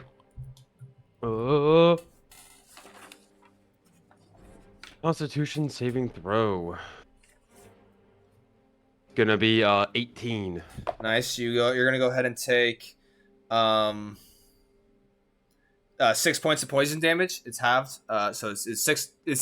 Half is 6. So you take 6 points, Tiberius, of poison damage, and then what was your Okay. save, Dallin? What was that? Make a con save for me. Oh, he's farting. Yeah, he's farting. Oh, hey, I gotta go. It's almost. I gotta head Hey, out if of you here. want to, after this, it'll be your turn. If you want to take your turn, and then we can just run through combat. I have a feeling that you guys will be able to pretty much slay these things on this next go through. So, All right. what was your save, Nathan? 13. 13. Damn, no, that is not gonna make it. Shit. You're gonna take 14 points of poison damage, and then you're gonna take your another stack. you're gonna take your second stack of poison level. 14 down to 7. Oh yeah, you are resistant, so good looking out. 4. All right, Tiberius, you are up. I stabbed the thing in front of me with my knife. All right, go ahead and make your attack with your knife. I got a shit. 1 second. I'm hitting with that. It's a knife, so I just use dexterity modifier, right? Dex plus proficiency. It should be already calculated on your character sheet. Oh, yeah. That's on. Yeah. So it's 16. 16 hits. Go and roll your damage for it. That's a 1d4 plus my. Plus your dex. Plus I think your other damage. It's plus. It's 1d4 plus dex piercing and plus 2d4 force. Yep. So 1d4. That's a d6. That way. 1d4. A 3. That's a 6, and then 2 and 2 more. 6 plus 7 equals 13. 13 points of damage. This one, it was already looking hurt as you shotgunned its face off, and then as it rolls up and kind of poison clouds you, you resist the effects for the most part, and as it's now in front of you, you just stab it right in the face with your dagger and kill it. Easy peasy, no issues. Anything else you want to do on your turn? That's it, and I'm gonna probably peace out if that's cool. Is there? I mean, I know it's not ideal, but is there any way that you could leave your Discord on so it doesn't fuck with all the frames? Yeah, I'll leave it on. All right, cool. Just like mute your mic or something. That'd be appreciated. I'll see you guys. All right, homie. Thanks for playing, man. We'll catch you next Good time. luck, Commander. Text me if anything comes up. Sounds good, brother. All right. So with that, that is going to be Valdis. You're up.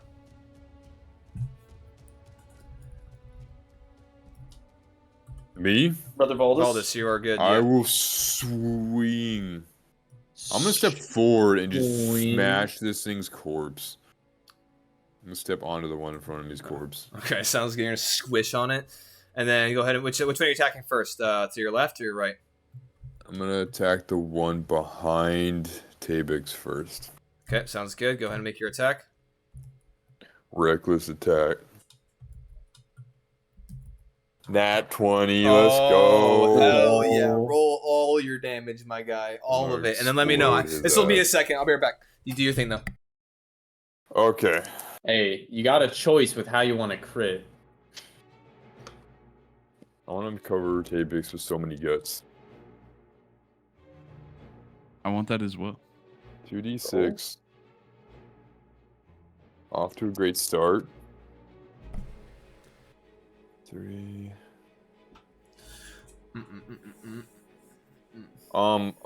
We never established if we were rolling or doubling. So Just double. Right? Just double it. Double the. Just double the outcome. All the dice roll, just double it.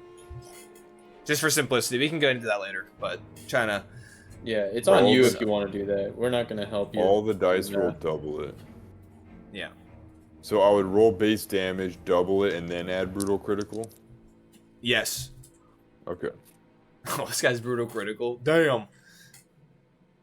6. So 6, 12. You fucking.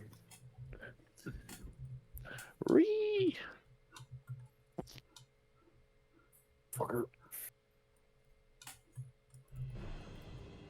12 plus 9. 21 plus 7 is 28. Does that kill it? Is that Small doubled? amount of damage. That is doubled. That you just cream that thing. You smash its face. You hit its face, and with the force of the hammer, bring its face down into the ground. You blow its head up. Hell yeah. And then so I'll turn and then smash the one in front of Tabix. Sounds good. Tabix, you're just getting showered in goo. Hell yeah. My favorite. 23. That does hit. Alright, damage.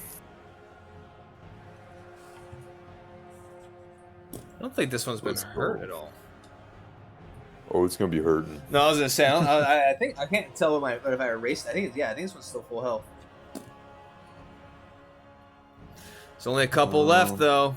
I think it's just 2 now. Yeah, it's just 2 now.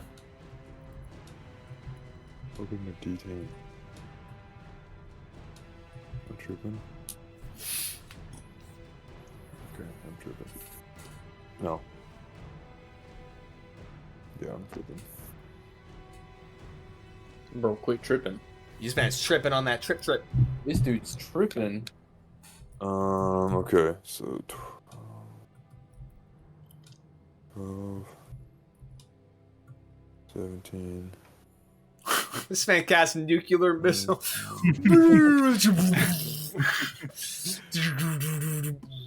30 damage? 30, bro. This, like I said, bro, this one hasn't been hit yet, so it's still up. But you step into this one, just dude, you send it like onto its side as you can hear, you can see its whole body just like jiggle, and you can see its face like throws something up as you hit it, but it just as it kind of like wiggles on the ground, like just like just almost on death. It's on death's door. It's on death's door. Doesn't die with a 30. No, it does not. No, bitch. What? Is there anything else you want to do?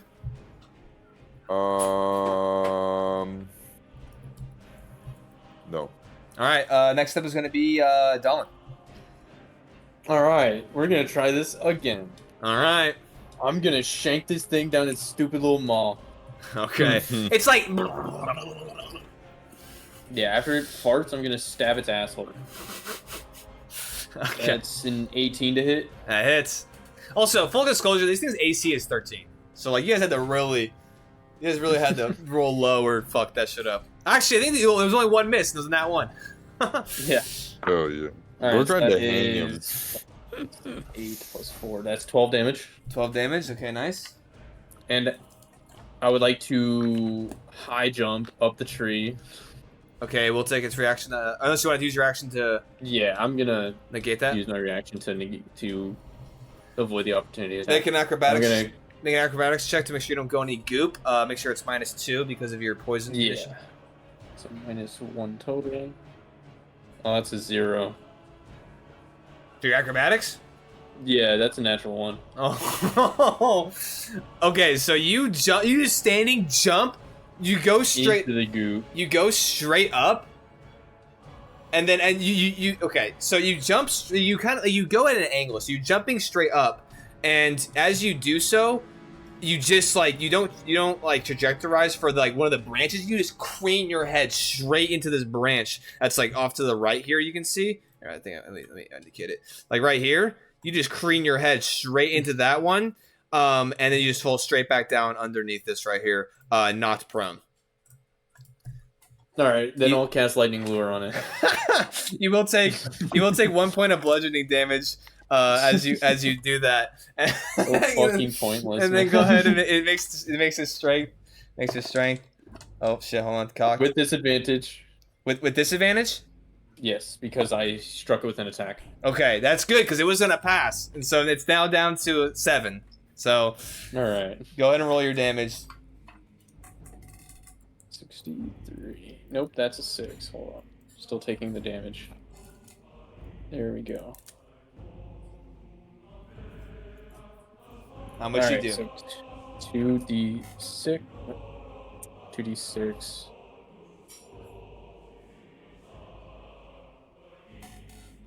Lightning lure.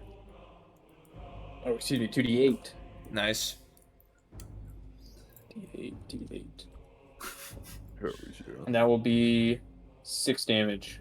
6 doubled to 12. It is still up.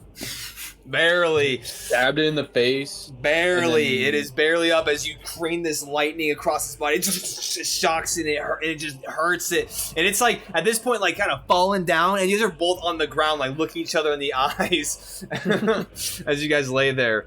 I pulled it slightly closer to me if it... Oh, yeah. You literally are like almost kissing at this point. Tavix, you're up. The one in front. It might be on the opposite side of me if it's pulled in a straight 10-foot line. In a straight 10-foot line from where you are? Yeah, right here. From where I grabbed it. 10-foot line. Right there, I think. Yeah. Tavix, both of these creatures are on death's door. What are you doing? He's going to move say radiant. here. And then I'll say radiance again. What's the con save? Or what's the save? Constitution saving throw.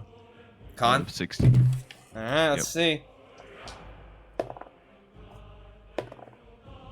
2 12s. No, they're both done. They both fail. Go ahead. Roll your damage. Hell yeah. 11 damage. 11 damage. All right, how do you want to finish this fight, my guy? How do you want to blow these things up with your word of radiance? I'm gonna stand between them, look both of them in the eye, and just go radiance. Boom! Boom!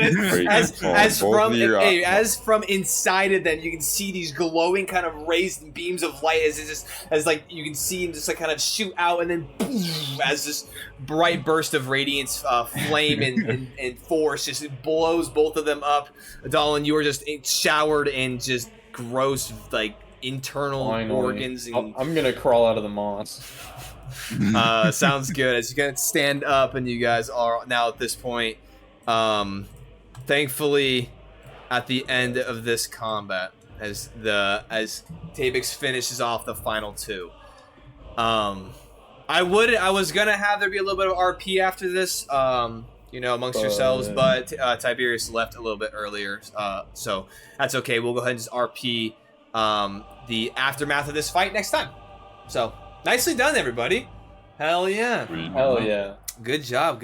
All right. Well, You got to do one cool thing. dude, you almost did two cool things, bro. But that thing, Dude, he tried to do it to him.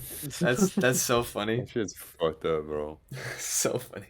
Anyway, we're gonna head out here. So thank you everyone so much for tuning in, hanging out with us. Check the schedule, of course, on our Twitch channel to check out when we'll be going live next. And until then, we hope you all have a wonderful rest of your night, and we'll catch you next time. If I can find my mouse, come on. Encoder's over. Oh, dude, hold on. Come on. Nice. One of these days.